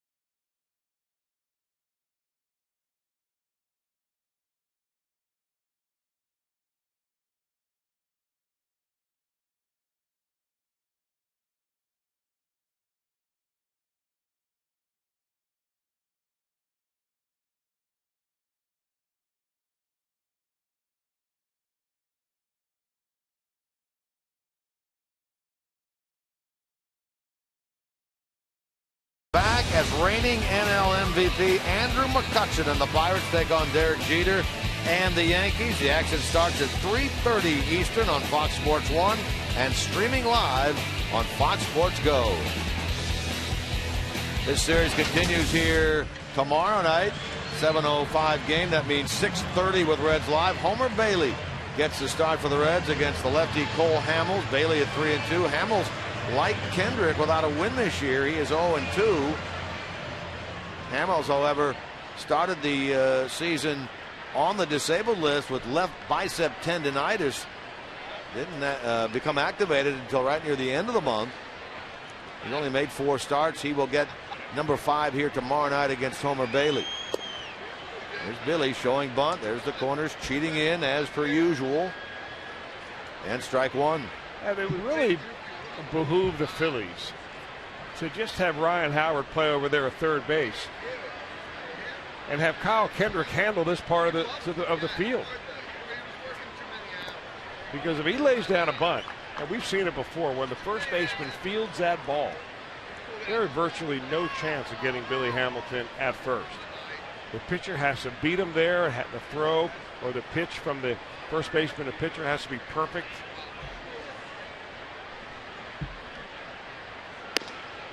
And let's face it, it's not going to be close at all if Hamilton has to try to beat Howard to the bag. And really all he's got to do, I mean, this is something Billy will be working on a lot, I'm sure, as time goes on, is push that ball past the pitcher. Not deaden it, but get it hard. Hit hard there the other way, but Dominic Brown will handle it. Hamilton is 1 for 3 in this game. That's 14 in a row by Kendrick. A reminder, as you enjoy a cold one tonight, to look forward to our Miller Time moment of the night coming up later in the broadcast, brought to you by Miller Lite. Just thinking about that matchup tomorrow. Cole Hamels and Homer Bailey. Bailey throwing the ball much better than he has all year long. He's really getting into form. Cole Hamels, even though he's winless this year, he against the Reds' lifetime is 7-0 with a 1.7 earned run average. And that ought to be one heck of a pitching matchup tomorrow. Good ball game to tune in for. Bailey coming off a win against the Colorado Rockies and really coming off 3 straight quality starts. As I mentioned, 3-2 on the year. That's tomorrow night, 6:30 Reds Live, 7:05 first pitch.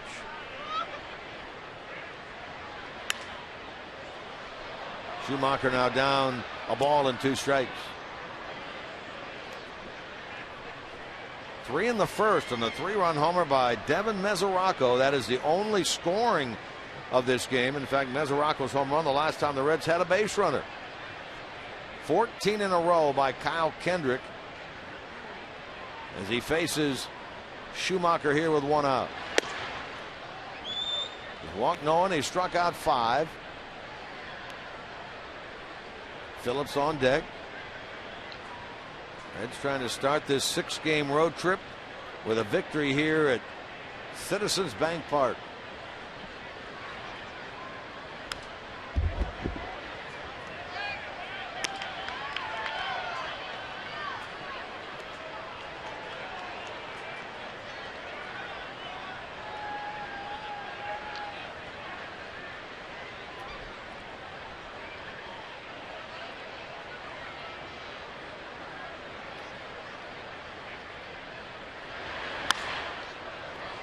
In the air for Mayberry Jr. as he drifts into left center field. And there are 2 out.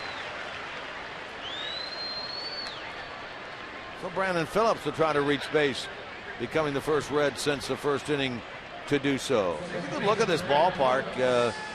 Place has its share of idiosyncrasies out there in left center field by that yellow W.B. Mason sign. It goes from 374 to 387 very quickly. Little notch out there, and then another notch to the right. You see the State Farm sign. It goes all the way out to 409. I mean, very quickly out there to 409, right behind Mayberry. And it comes back in, and that straight along period right there in center where the hitter's backdrop is 401. Bullpens are just to the right of that.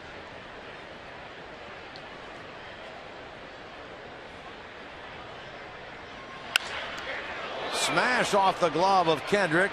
Utley will try to recover and throw out Phillips, but he is unable to do so. Brandon is aboard, and that ends the streak for Kyle Kendrick of 15 in a row as Phillips is aboard with a base hit. Well, when all else fails, hit the ball back at the worst fielder on the field, and that would be the pitcher. That ball a line shot, man. Brandon has really hit the ball hard over the last couple of weeks. Everybody refers to that day off he had in the Milwaukee series, and since that time, he's really taken off. Well, I refer back to the tips that he's gotten from his father, James, who's in Cincinnati this last weekend, by the way. And every time Brandon begins to go bad, you just go to Dad and get some tips, and next thing you know, you're hitting line drives everywhere. Did he talk to him about everyone has brought up a loop in his swing that he's kind of lost here lately? I leave that technical stuff to James. Yeah, I don't know anything about it either, but I've heard people who claim to be in the know mention that. Oh, that makes some sense. Yeah. I mean, you know, generally speaking, you want to get the loop out of your swing. You want to get right to the hitting zone. So 4 hits now for the Reds in this game. Frazier would like to make some of those folks from his high school in Toms River, New Jersey, happy right here. Well, we were talking off the air before the ball game, Jim. You made a good observation that, you know, it seems like Todd Frazier is chasing fewer pitches down and out of the zone. That was always the thing that plagued him, chasing pitches that he couldn't possibly put into play, like flailing at him. They're going to go back away right here. They jam him. He breaks his bat, sends it into center. Mayberry Jr. will handle it. Frazier's 0 for 3 as he tries to keep that hitting streak alive. We're in the middle of the 6th inning here at Philly.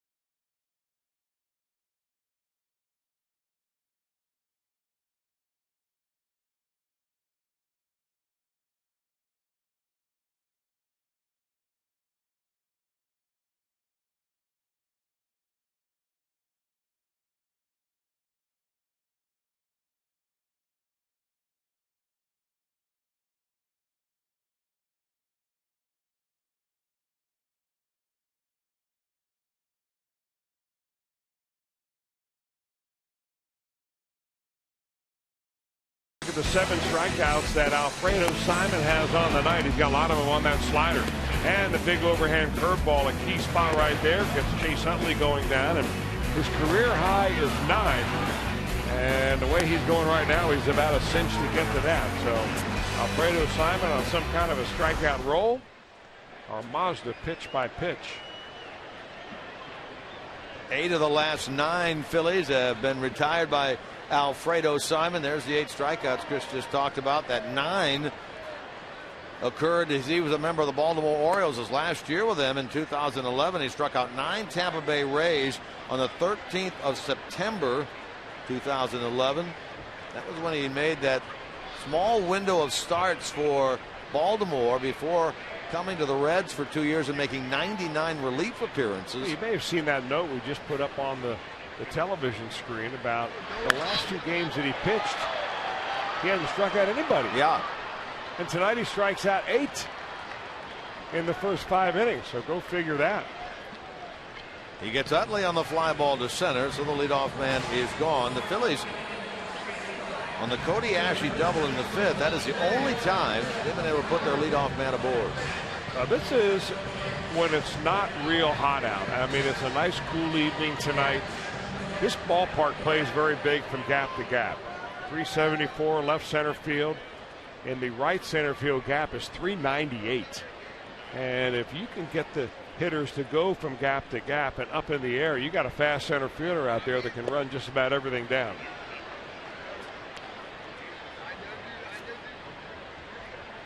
Phillies trying to snap a scoreless streak that is into its 17th inning.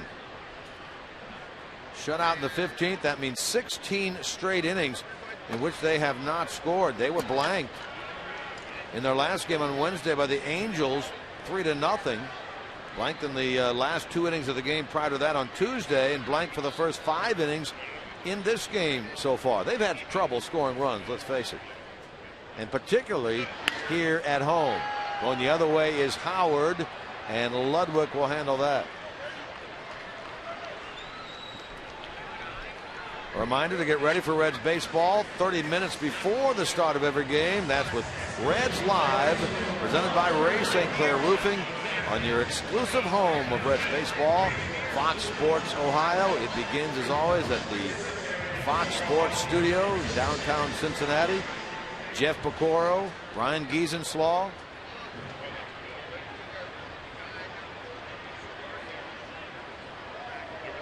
Producer this week, I believe, is Ron Rufus Melanor, producing the pregame. Bird bats with 2 out. If the regularly handsome Ron Melanor is producing the pregame, it's bound to be good. A ruggedly handsome one, so named by the Hall of Famer. He is on top of his game.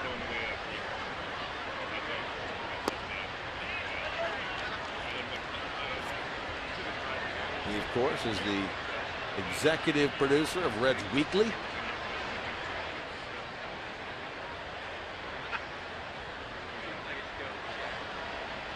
Bird with 2 men out. Simon now stands a strike away from equaling a career high with 9 strikeouts. Yeah, both these pitchers have really settled down. I mean, Simon, we've already talked about all the strikeouts that he's had, looking for number 9 coming up. But both of them have had real good control of their breaking stuff now that they've got a few pitches under their belt. Now really getting happy, drops down and throws at 93, trying to run that little fastball up on him. You know when a pitcher starts feeling good, when he starts experimenting a little bit with your arm angles. I mean, he feels like he can throw any pitch in any zone at any time when you start doing that. He's at 82 pitches as he delivers this one to Bird. But he has a little fortune here. He'll get through this inning at 85 or so. That'll be through 6.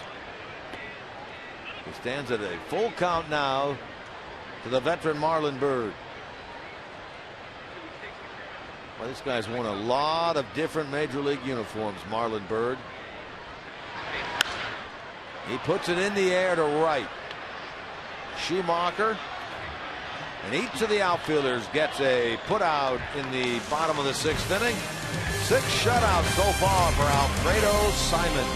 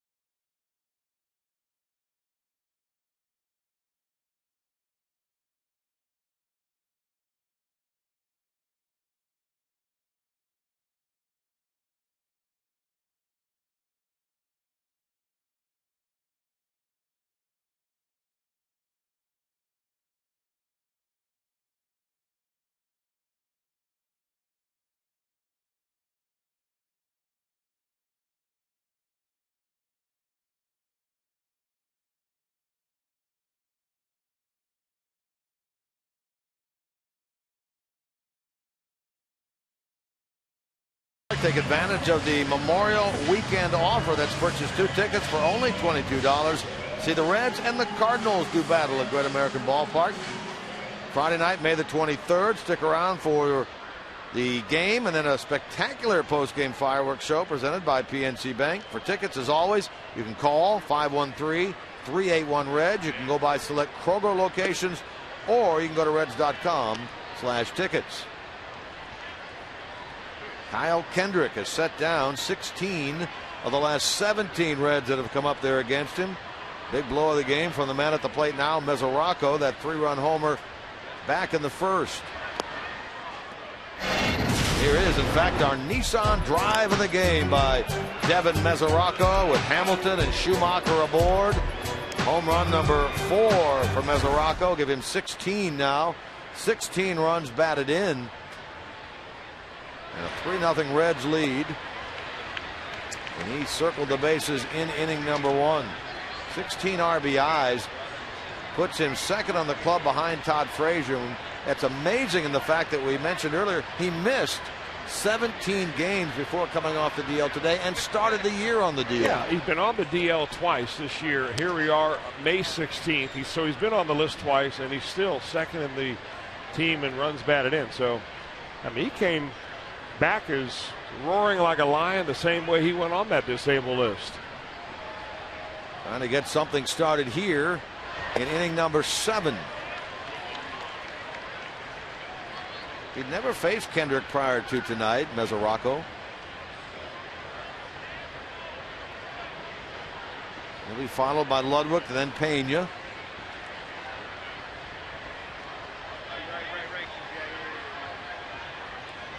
'93rd pitch of the night to from Kendrick to MESORACO is ball 4. So there's the first walk issued by Kendrick in this game. This would figure to be it for Kendrick, whose spot is due up 4th in the bottom of the 7th.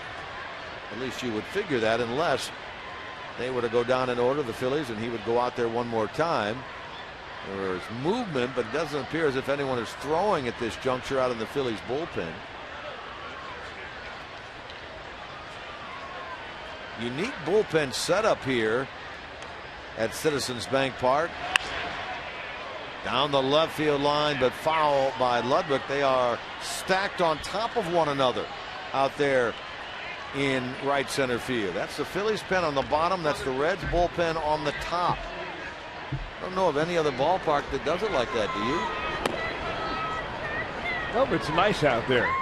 The bushes you see out here have now gotten very big and mature. It looks like a nice place to hang out. Well, for the most part, Reds pitchers have been hanging out in the bullpen all year. They came into tonight's game with 87 innings worth of work. That is the fewest in the National League.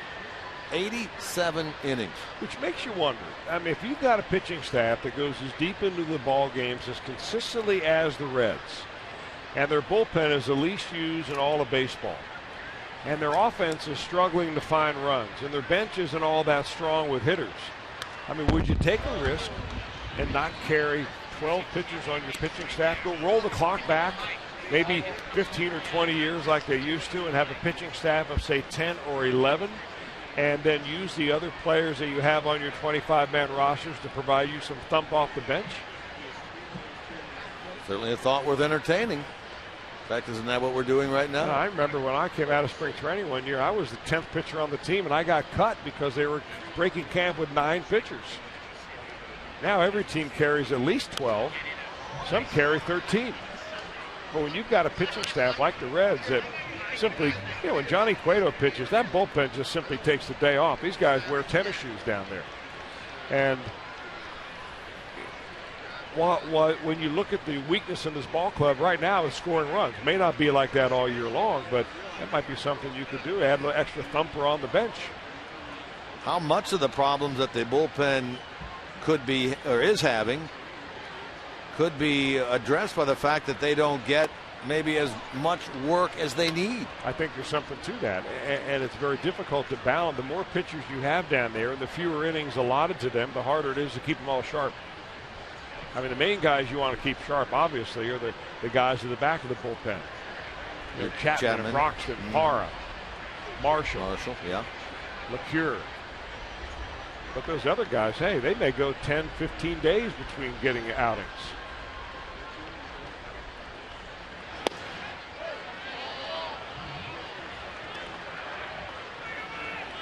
Ludwig battling here against Kendrick, who is 2 away from 100 pitchers. There's that bullpen we were speaking of.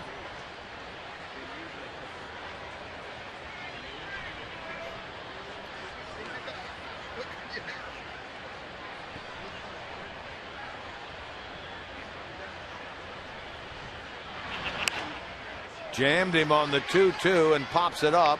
Howard will handle that in foul ground, and that's the first out. Well, that's tough for Ryan Ludwig because he's got to feel like he's gotten jobbed a couple of times tonight. He had a ball to third base, or the shortstop, that Jimmy Rollins made a whale of a play on in the first inning. Second time up, he got rung up on a pitch. He had a long conversation with the home plate umpire, Chris Conroy. He's convinced that pitch was not a strike. I don't think it was a strike either. And then he gets jammed right there, and he's thinking, man, I need to have a good at bat here and get something to show for it. Phillies now do have action in their bullpen. Mario Hollins, a lefty, is up and throwing.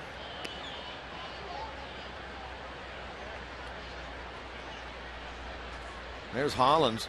You mentioned that the Phillies bullpen is the lower bullpen. They apparently were the top bullpen when the ballpark first opened, but Billy Wagner complained about the cheering by all the fans and the lack of concentration. So they switched it in the second homestand and put the Phillies bullpen on the bottom and the visitor on the top. That's some of that lagniappe right there. Yeah, you know, I'm glad you dropped that on me because I feel fulfilled now. We each get fulfilled in our own way, Chris. Doesn't take much for me.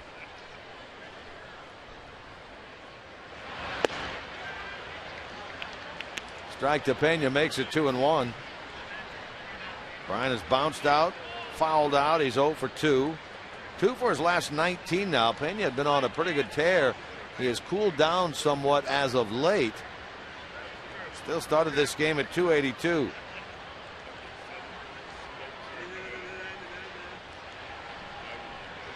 Trying to move that runner MESORACO along from first with 1 out. Boy, that goes fair, and Reds may have them at second and third, but instead 2 balls, 2 strikes.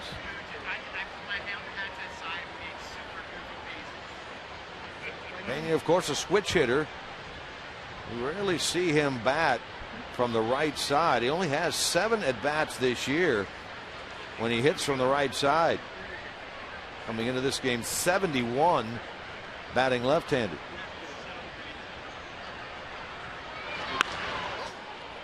Toward left center field, on the run out there, Brown, and he gets to it right at the edge of the warning track. Good hustle by Dominic Brown, takes extra bases away from Brian Pena. Well, Brown goes a long way to get to this, and I'll tell you, big long legs out there. Once he gets going, he's really going fast, and that long arm of his reaches up and makes a nice play in the gap. That ball, I think, went a lot farther than he thought it would coming off the bat.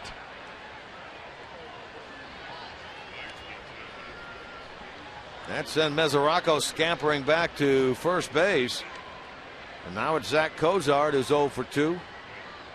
He slide out, struck out.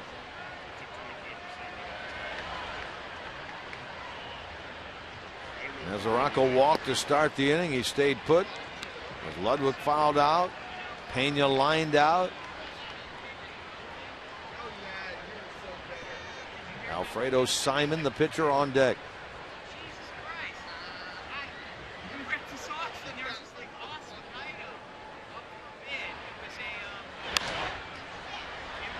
Howard will chase it. Nearing the stands, and did he get it? Yes, he did, says Jordan Baker, the first base umpire.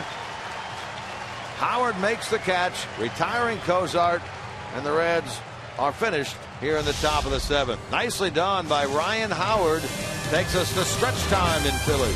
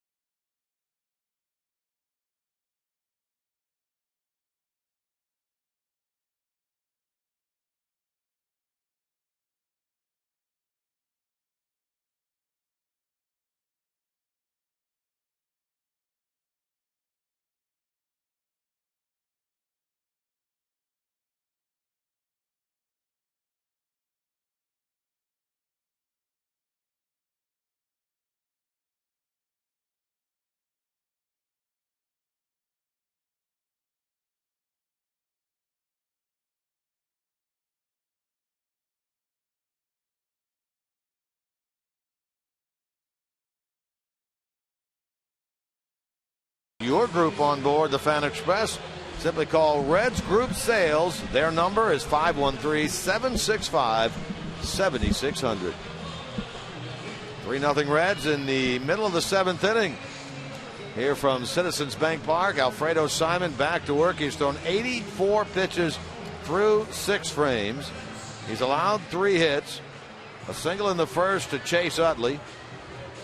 A single in the third to Carlos Ruiz, and a leadoff 5th inning double to Cody Ashe. He's walked 1. That was to Jimmy Rollins in the third. Phillies have stranded 5. There was a hit batsman in there in the first inning. Back to work, Alfredo Simon. There's a check swing as Dominic Brown was way out in front. Well, he was the same guy we were talking about earlier, so why would you ever give him a fastball with the way that he looked striking out in the 4th inning off of 3 consecutive breaking balls? It just seems like he can't wait back no matter what. And sometimes, you know, maybe it's very, very difficult. It's easy to sit at home and say, why don't you just wait back and look for that breaking ball and hit it? It's just not easy to do that when you've conditioned yourself your entire life to hit a fastball.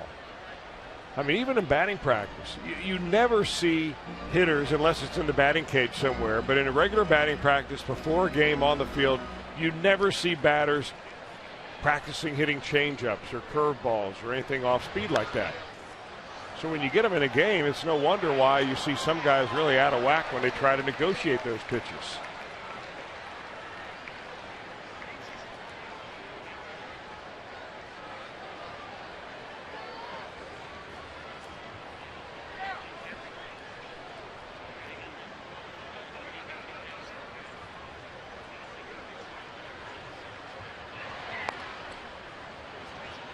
Brown stays alive with that swing. I mean, that swing right there is not what got Dominic Brown to the major leagues.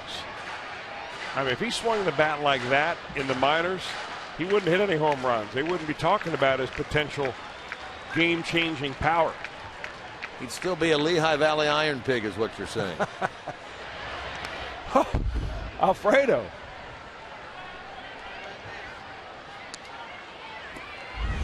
That's 67 miles an hour. I mean, he slowed everything down on that, and Brown still couldn't wait back. Well, you said when guys are really feeling it, they may do a little experimenting out there.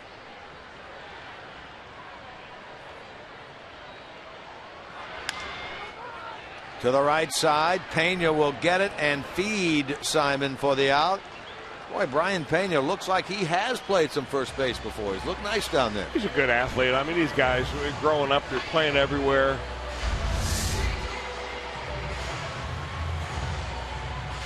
I've always wondered why there aren't more infielders, like Brian Pena, who's a catcher, but why there aren't more infielders who learn how to catch a little bit. I mean, and the value that you would give your ball club. I mean, start it in high school. What if Todd Frazier was also a part-time catcher?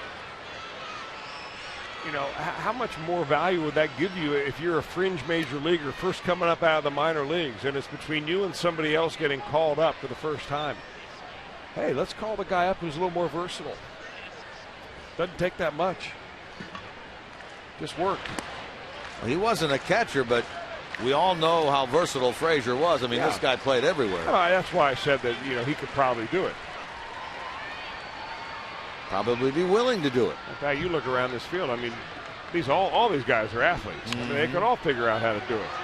Joey Votto's a high school catcher. Right. Popped up there by Mayberry, and Frazier handles it, so 2 out. All right, as you continue to tweet your photos using the hashtag #OhioFanPhoto, here's tonight's fan photo of the game, brought to you by AT&T. Chris and Chris Bennett, 57. Enjoying themselves with looks to be a Great American Ballpark. Fan photo of the night, brought to you by AT&T.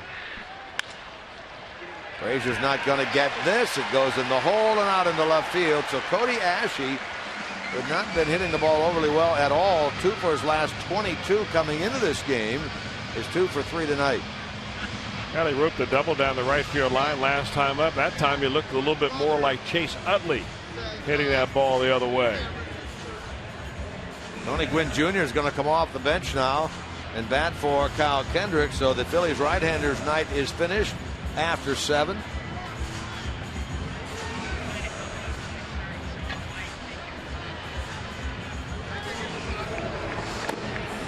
There's the action in the Philly bullpen. That is Bastardo that is now throwing. Earlier they had Mario Hollins up. Now they have Bastardo. Here's a quick visit to the mound by Jeff Pico, the pitching coach of the Reds. Kendrick goes 7, allows 3 runs, 4 hits. He walks 1, he strikes out 5. Kendrick in this game threw 106 pitches. You know, you can't talk about Tony Gwynn Jr. without remembering his father, Tony Gwynn Sr. 20 years in the major leagues, a lifetime .338 hitter. Man, that guy could just rake.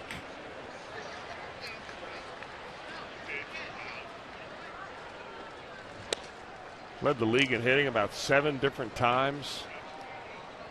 That was a sure thing. If he stayed healthy, he was going to get you 200 hits a year. Well, she's been the baseball coach now at University of San Diego. Is that right? Or San Diego State? Yeah. Okay.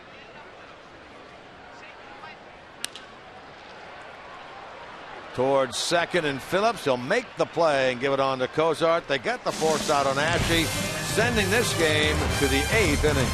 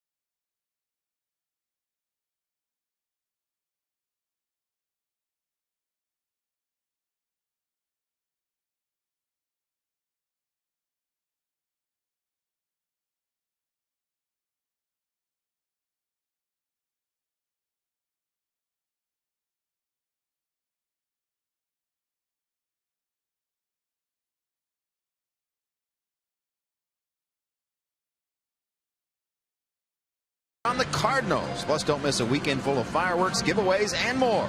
Head to GABP for a Memorial Day weekend and take advantage of the 2 for $22 ticket deal. For tickets, call 513-381-REDS. Visit select Kroger locations or log on to reds.com today. And Jim Day back with you. Many people might be tuning in late tonight. Let's give you the news of the day. A collective sigh of relief throughout the Reds organization today as Joey Votto stayed back in Cincinnati to have an MRI on his what they thought was a knee injury. And until they got that information, there was a lot of tension in the clubhouse, but it was good news considering Votto's left knee injury history. It is a strained left quad for Joey Votto. The parties at B will reconvene after the game tonight and decide what the protocol will be for his rehab. Disabled list stint still might be a possibility, but all things considered, good news today.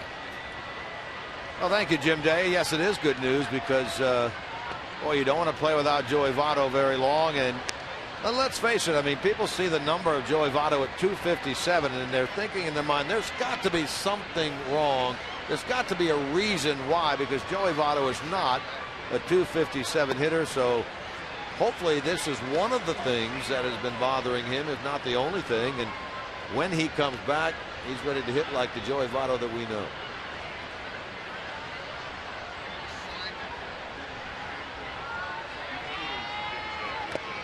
Alfredo Simon really feeling good, Alfredo. Off.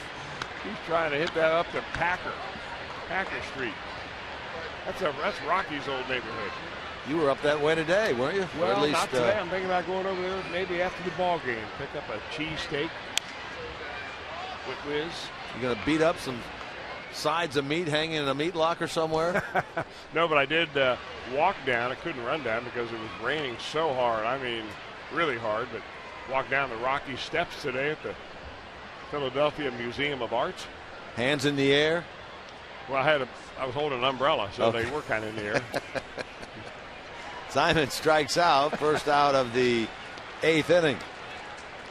Remember, after the game and after every Reds game, Fox Sports Ohio, they'll break it down for you with the first interviews of the manager, Brian Price, and selected Reds players. That's Reds Live post game, brought to you by King's Honda and the King's Auto Mall. Simon will go back to work in the 8th inning, sitting at 97 pitches. Getting through 7 tonight means that's the 4th time this year he's been able to do that.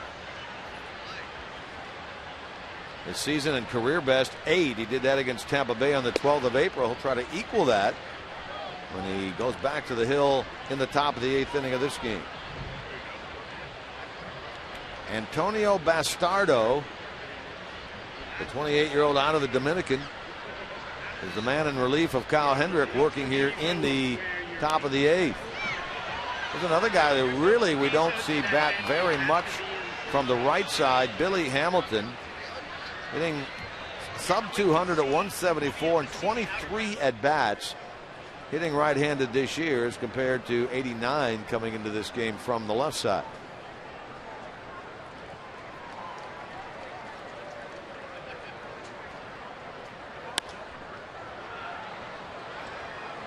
You'd like to see Hamilton eventually, and you mentioned it earlier, Chris, become more adept at that drag bunt from the right side. I don't know that we've seen anyone do it better than Norris Hopper used to do it. Well, yeah, that's a push bunt, actually, and that's a bunt that you can teach yourself and be very effective at. I mean, it kept Norris Hopper in the major leagues. I think the key to it, most everything in sports, is to be patient. You know, don't try to run out of the box at the same time you're trying to lay a bunt down. Chases the high fastball there, and Bastardo's got a pretty good fastball. Runs that one up there at 92. Bastardo gets the first 2.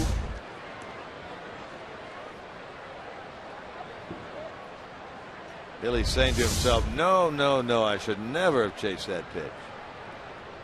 2 out for Schumacher, who's 1 for 3.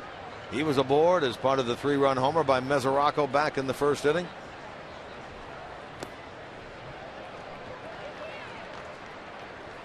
I'll tell you, the more I see Skip Schumacher play in a Reds uniform, the more I like him.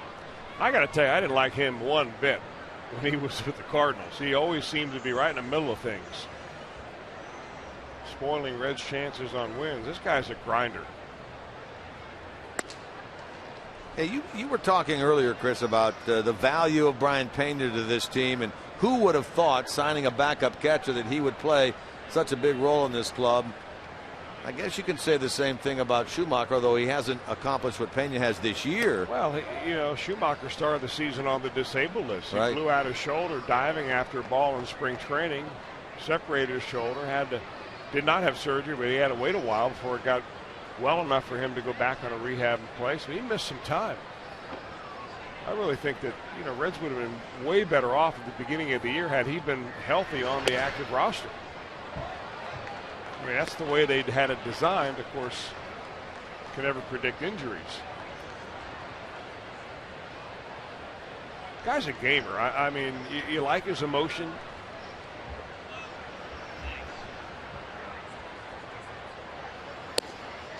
Typified really the other night when he struck out against Colorado and slammed the bat down at home plate, broke the bat. Yeah, you know, you don't want to see your Little League team doing that. But if you've earned your way to the major leagues, you want to show a little emotion from time to time. Yeah. Let's go for it. He takes strike 3 there on Bastardo's pitch. And the left-hander strikes out the side, sending Simon back to the mound for the bottom of the 8th.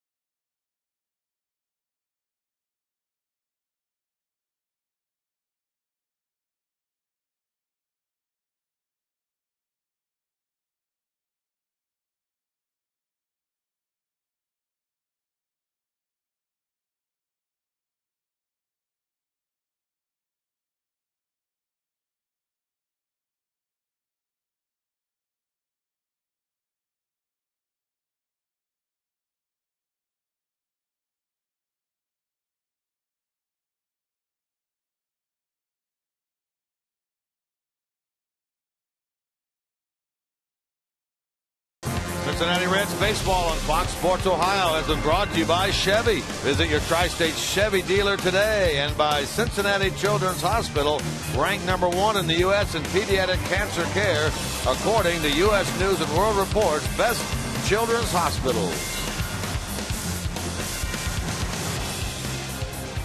Nighttime in Philadelphia, city of brotherly love, as we play just away from downtown. Beautiful sports complex right here. In fact, they have the basketball arena, the football stadium, and the baseball stadium all together.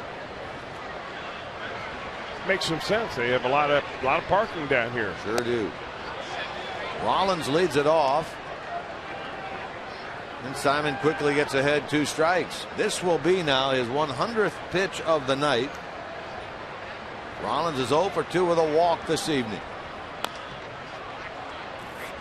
Send that one down to Juan Samuel, the first base coach of the Phillies.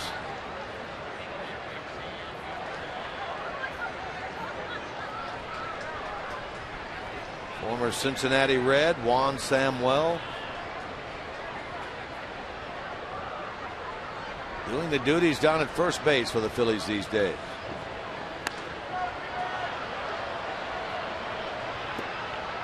Lefty Manny Parra, righty Jonathan Broxton up and throwing in the Reds bullpen. There's the Reds pen. Meanwhile, right below them, action in the Phillies pen as well.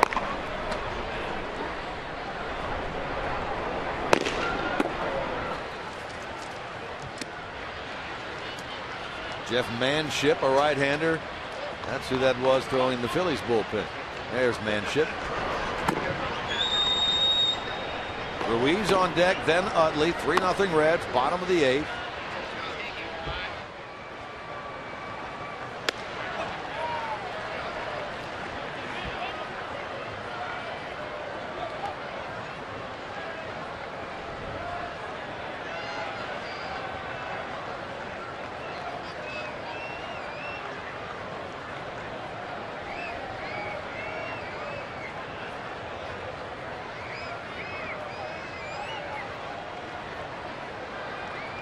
Now Rollins requested, granted time by Chris Conroy, the home plate umpire.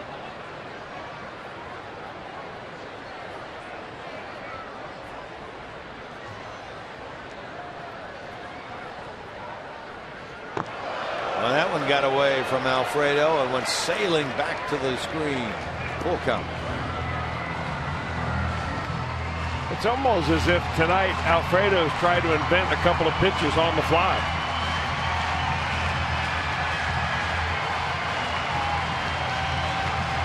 But this is only a 3-0 ball game. You don't want to get too happy right here and think that you're in the middle of a blowout just because the Phillies have not been able to do much at all. This is a big inning, top of the order. The 8th inning sometimes more important than the 9th. They've had a couple of chances the Phillies had. Fly ball into right field. Back goes Schumacher onto the warning track, but he settles under it, makes the catch, and Rollins is retired. Well, he got himself into a situation, rare situation tonight, Alfredo did, where he had to throw a strike, and after missing a couple of times with a breaking ball, he threw that fastball in there. Rollins just got under it a little bit. Phillies had a chance in the first inning, 2 on with 1 out, down 3-0, and Ryan Howard bounced into a force play, and then Bird struck out. Then again in the third, 1st and 3rd with 1 out, but Simon was able to come back with back-to-back strikeouts of Utley and Howard. Here's a sharply hit ball by Ruiz, but tracking it down in and to his right is Hamilton, and there are 2 out. Keep him in the big part of the field. So Rollins is 0 for 3. Ruiz is 1 for 3. And here's Utley, who had a hit in the first. He's 1 for 3. 106, 106. The pitch count now for Alfredo Simon. His largest number of the year, 112. He did that at Pittsburgh back on the 23rd of April.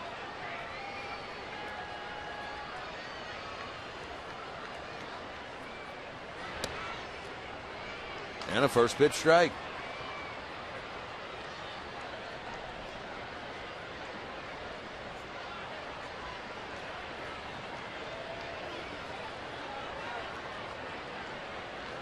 Utley kept his hitting streak going at 7 games when he singled in the first. Fouls this one. Frazier, by the way, will have a shot in the 9th inning. He's due up second to keep his hitting streak going at 14 games. He has popped up and then flied out twice.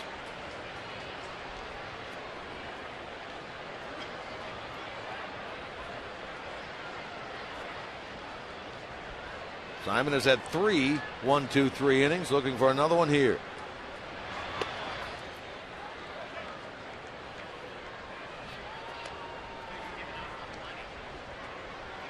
Reds trying to get back to 2 games under the 500 mark. I showed you the graphic earlier. They've lost 5 consecutive road games. Swept in that 3-game series down in Atlanta when MESORACO was injured. Swept in that 2-game series out in Boston. There's another hit for Utley, his 2nd of the night. So the 8th inning still alive. Ryan Howard will come to the plate.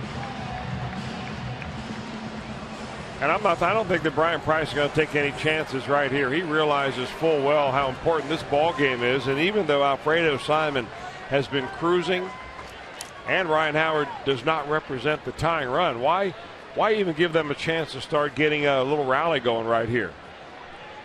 There's the manager of the Reds, and he will take the ball from Alfredo Simon, who goes 7 2/3. He leaves with a 3-0 lead intact with a runner aboard and 2 men out in the bottom of the 8th inning. Reds make a pitching change. This is our Skyline Chili call to the bullpen. Here comes Parra.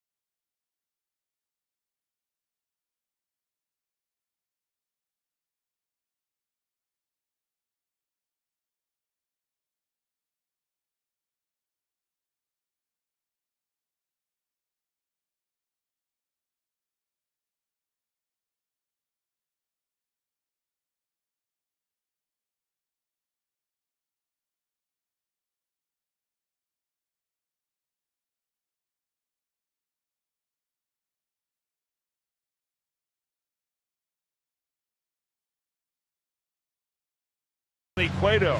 They may be talking about that 3rd inning, crucial part in the ball game. A couple of runners on with 1 out. Alfredo Simon at the middle of the lineup up. Chase Utley, he goes down on a strikeout. It was an 89-mile-an-hour, probably a cutter down and in. They got him on. Eventually got Ryan Howard as well. Back-to-back strikeouts to end the 3rd inning.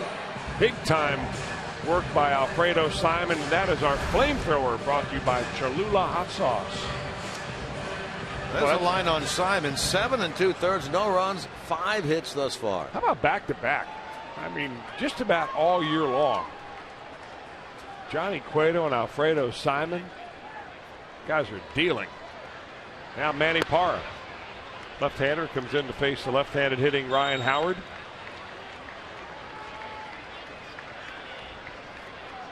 Easiest pitcher out of the Reds bullpen this year, Manny Parra. This is number 17. Against the lefty Howard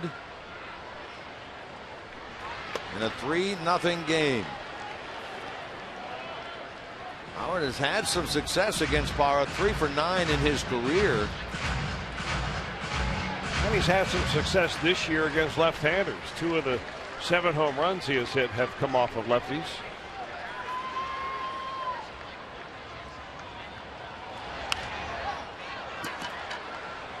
Parra has him at 1 and 2. You know, Howard's real power is the left center field. He's a big guy, incredibly strong. They're going to do the shift right here now, and they're going to move Todd Frazier. Frazier's over here. He just moved from 3rd base over to that spot right there. But when he hits a ball in the air, he goes to left center field. When he hits it on the ground, he pulls it. See Phillips playing a shallow right field, out on the outfield grass. Phillips is way out here. Yeah. I mean, you'd think that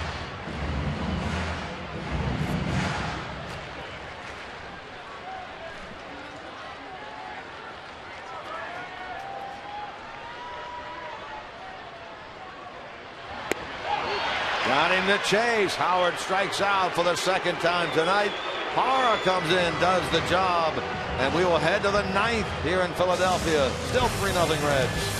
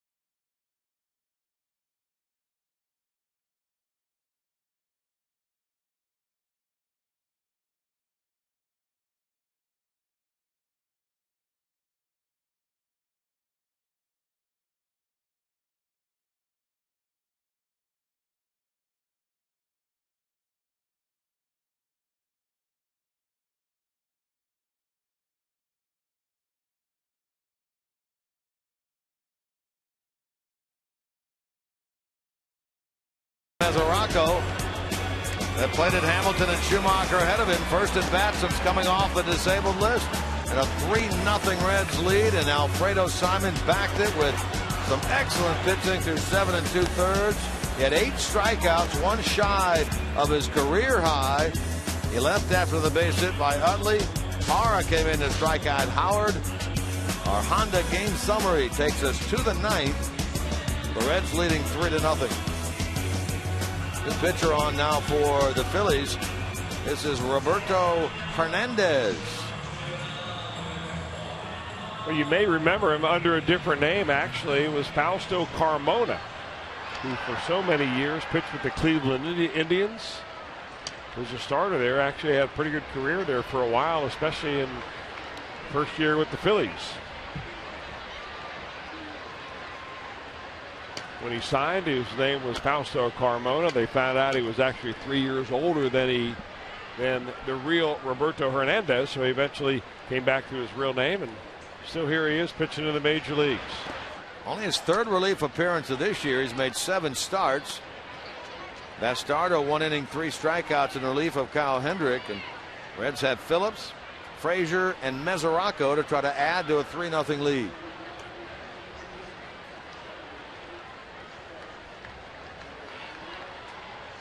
Brandon tonight 1 for 3. And that smash off the glove of the pitcher Kendrick back in the 6th inning, and then beat the play to first base. Utley came in barehanded the ball. One of the 4 Reds hits. The Phillies have out hit the Reds actually by 1 at 5-4. The Reds lead 3-0. Frazier in the cleanup spot is on deck, trying to keep that hitting streak going. It sits at 14.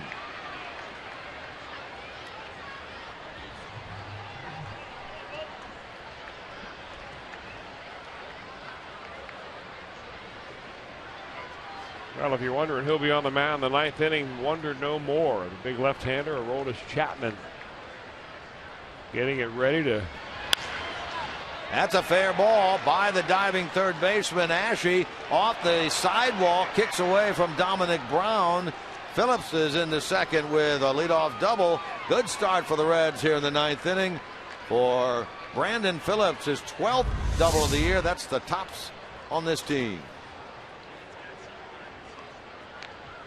Now, Brandon's hit the ball hard, hit one right off the pitcher's glove for a base hit, deflected to the second baseman. That was in the 6th inning. And he rips that double down the line, and the Reds could use a little insurance run right here. So the batter now is Todd Frazier. Again, trying to keep the hitting streak alive, which sits at 14 games. It is the 2nd longest active streak going in the National League. Giancarlo Stanton has hit in 17 in a row. Frazier's hit in 14 in a row. Yasiel Puig going into action tonight has also hit in 14 in a row. Of course, the Reds had Colorado in town recently. Nolan Arenado. There's Chapman throwing in the Reds bullpen. Arenado, the best hitting streak in the big leagues this year, 28. That came to an end in Cincinnati last Thursday night.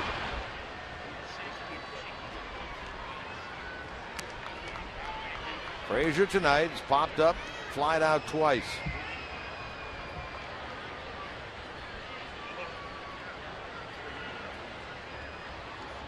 Leadoff double by Brandon Phillips. Hits are now even at 5 apiece in this game. At the knees, a strike, 1-2.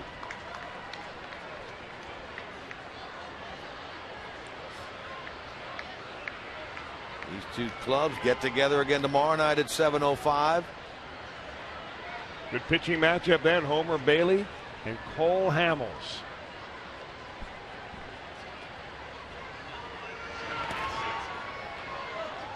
Two and two now to Frazier.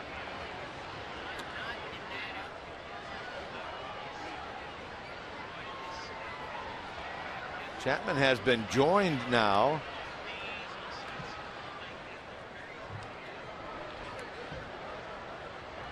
in the bullpen by Jonathan Broxton. If the Reds score here, could be Broxton as opposed to Chapman. To third, Ashe will make the play unless this game were to go to extra innings or the Reds were to somehow hit around in this inning. The 14-game hitting streak of Todd Frazier may have just come to an end right there. Now, that was a nice play by the third baseman. He was going to get an in-between hop if he didn't get real aggressive and charge his ball very hard. And Ashe did that and got it on the big hop. Of course, that lunging swing by Frazier also caused him to roll over on the ball, hit it to the left side of the infield, and not move the runner up. Boy, the Reds have been awful in that department recently.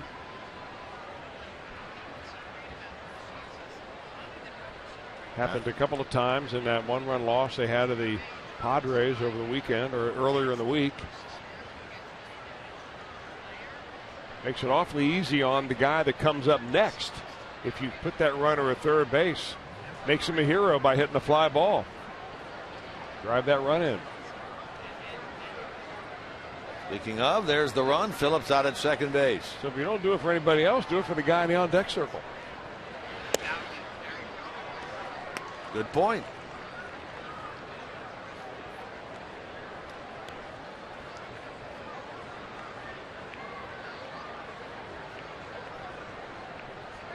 Reds tonight 1 for 4 with runners in scoring position. Mesoraco, no surprise, has been very clutch in these situations this year. Started this game at 400. Up that with that home run in the first inning. It's another one with runners in scoring position here in terms of at-bats.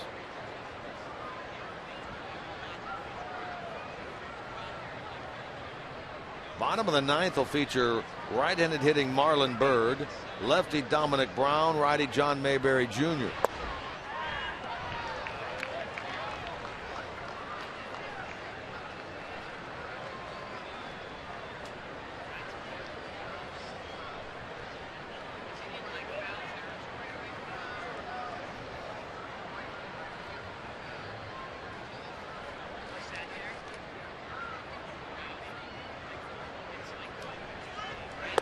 Mesoraco is a strikeout victim. That is the second out of the inning. 9th strikeout by Philly pitching. Take a look at our John Morrell hot dog play of the game. Nice job here by Jimmy Rollins, sliding on his knee in the hole and retiring Ryan Ludwig. That ended the first inning. That is tonight's John Morrell hot dog. Man, that is a vintage Jimmy Rollins play right there. I don't know if Ryan Ludwig is keeping a tab on this, but I mean, he has hit into that particular type of play at least 10 times this year. Most of the time they've got that shortstop pulling way around towards third base, covering up that 5.5 hole anyway. That time Rollins is playing a little more straight up and had to go a long way to get it. The four-time Gold Glover, Jimmy Rollins, made a very nice play. That was back in the first. So Ludwig here with the RBI chance.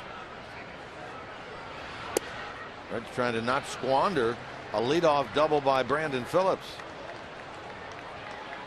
Ludwig, another one who's hit clutch in scoring position situations so far this year, 360 for Brian Price's club.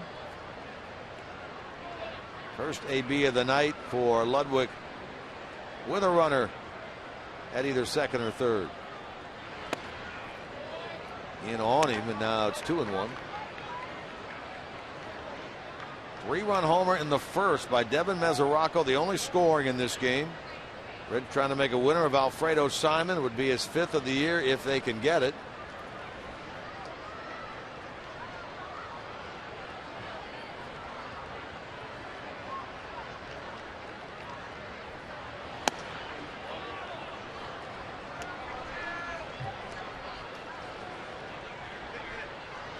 In case you're wondering, no, that would not be a career best for him. His career best came last year, all out of the bullpen for the Reds. Simon was a 6-game winner.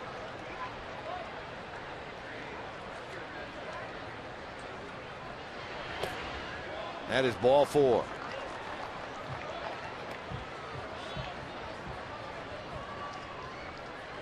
Second walk issued to the Reds in this game.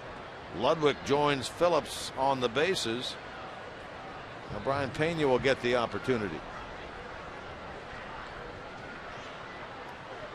Pena robbed of extra bases out in left center field his last time on a very nice running catch by Dominic Brown.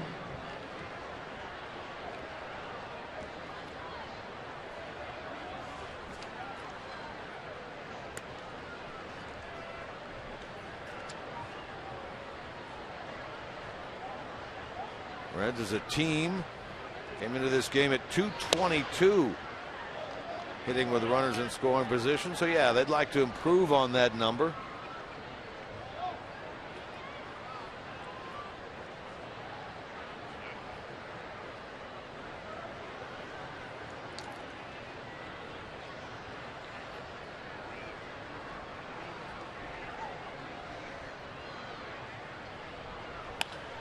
Pena to Howard. Hit hard.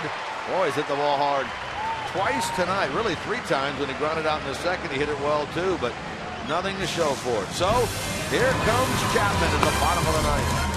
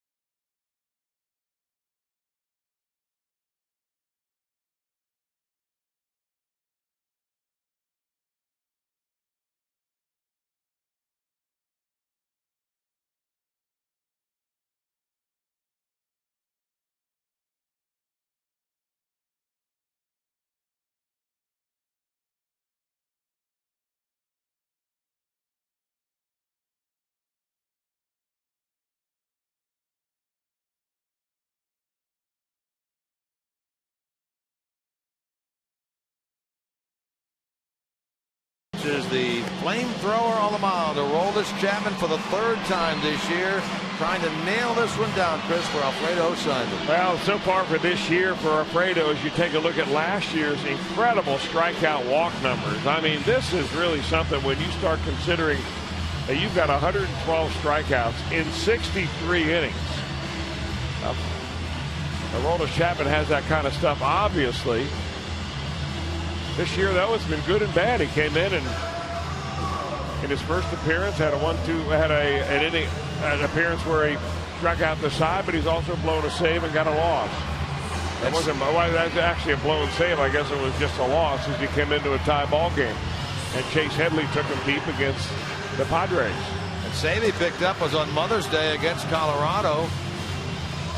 Here's a look at it last week at Great American Ballpark. The place went crazy when he entered the game.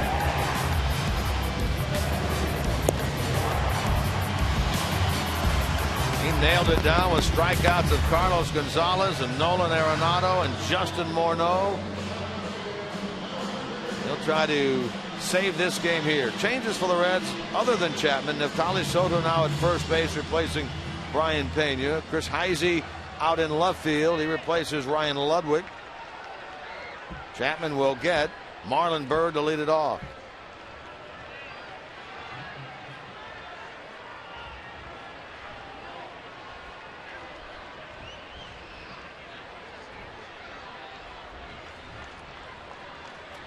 Byrd in this game is 0 for 3.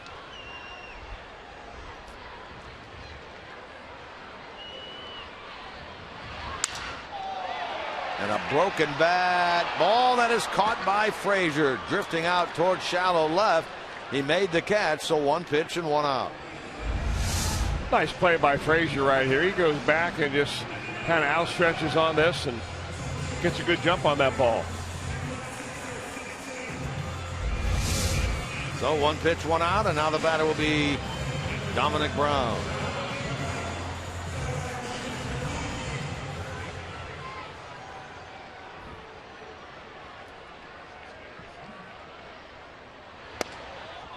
Brown in the game is 0 for 3.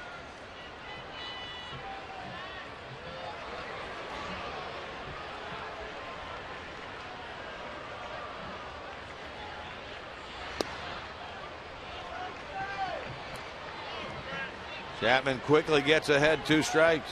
You hear the woo in the crowd. You may not hear it at home, but we hear it up here in the booth when they finally flash the scoreboard radar gun reading up there. Last 2 pitches, 102. Comes right at him there with another 102.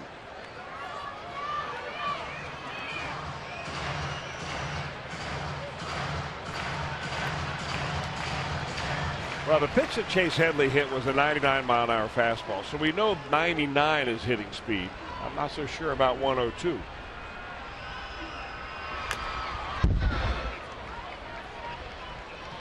Consistently in triple digits here tonight, Aroldis Chapman. Pretty good swing right there, really.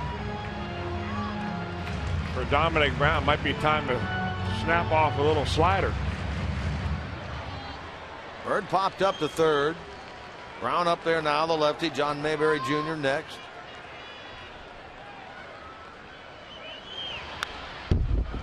Brown hangs in there. Yeah, he hung a slider there too, but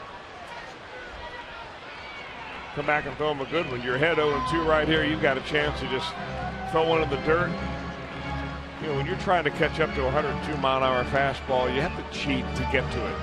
So you're going to start your swing really early. There you go. There's the slider. There's the strikeout. Brown back to the dugout. His first ever AB against Chapman. The result a K. 2 out. Now, not a strike, and that's the reason why it was so effective. He hung in there pretty good. Brown did for 6 pitches. But the result, a lot like a lot of other hitters that end up facing Chapman. And here's the guy I've been looking for all night long. Number 2-7. John Mayberry Jr. 0 for 3 in this game. Now, he's been looking for a fastball all night long. He's liable to get one of this at bat. Phillies went down in order against Simon in the 2nd, the 4th, the 6th. Chapman trying to do it here in the 9th, and in the process save his 2nd game of the year. 79th of his career if he can get it.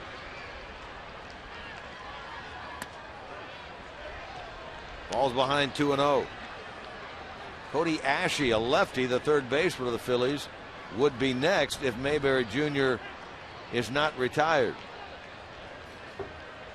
3-run first inning homer by MESORACO, still standing as the lone runs of this game. 3-0.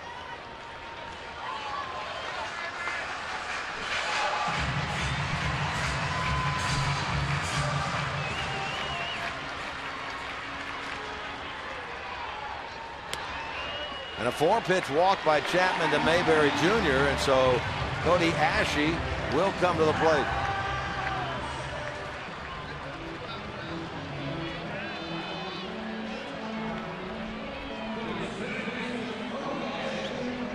Ashe obviously has never faced Chapman before. He does have a pair of hits tonight, a double in the 5th, a single in the 7th.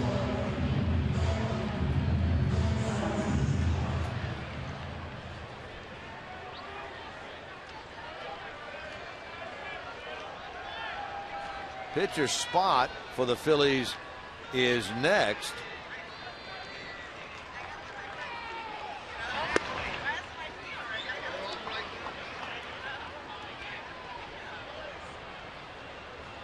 While Hernandez stands in the on-deck circle, there'd be obviously no way he would bat. Should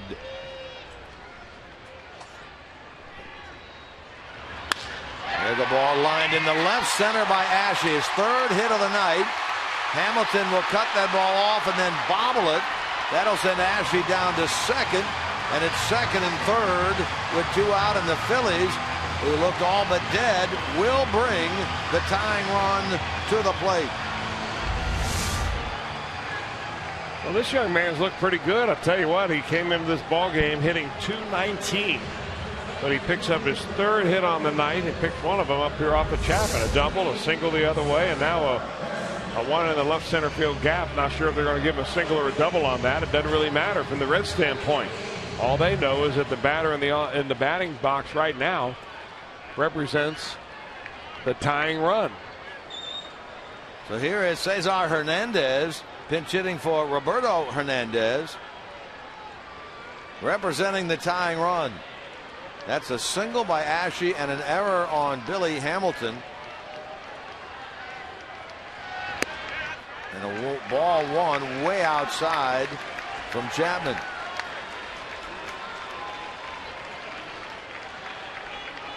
Hernandez is 3 for 14 this year. 2 for 2 batting right-handed.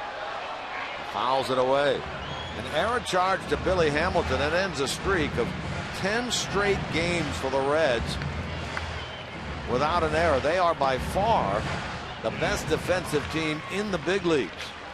They only committed 12 errors heading into this game all year.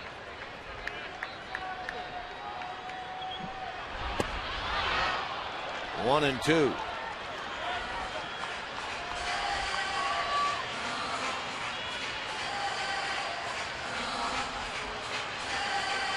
Ryan Price's club trying for its 19th win of the year.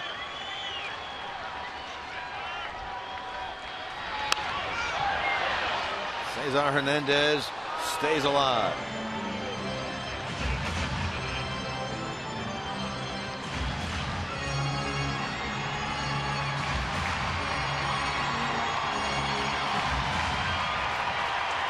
Second and third, 2 out, 3-0 Reds. Bottom of the 9th. Reds win. Strikeout there at 1-0-1 from Chapman. Blows away Cesar Hernandez. And the first game of this series and the first game of the 6-game road trip is in the win column for the Reds. They post a 3-0 shutout victory here tonight at Citizens Bank Park. Well, it all came together pretty well. Well, it did. It's just the way you wrote it up, especially if you get the kind of starting pitching the Reds did tonight from Alfredo Simon. 7 innings, almost 8 innings of no-run baseball. Back-to-back terrific pitch games by the Reds. Johnny Cueto yesterday, Alfredo Simon tonight, and maybe Homer Bailey tomorrow. That'll be game 2 tomorrow, but first a lot to talk about from this game from a review standpoint. Reds a winner by the final score 3-0. Now we invite you to stay with us. Reds Live post game presented by Kings Honda coming up next.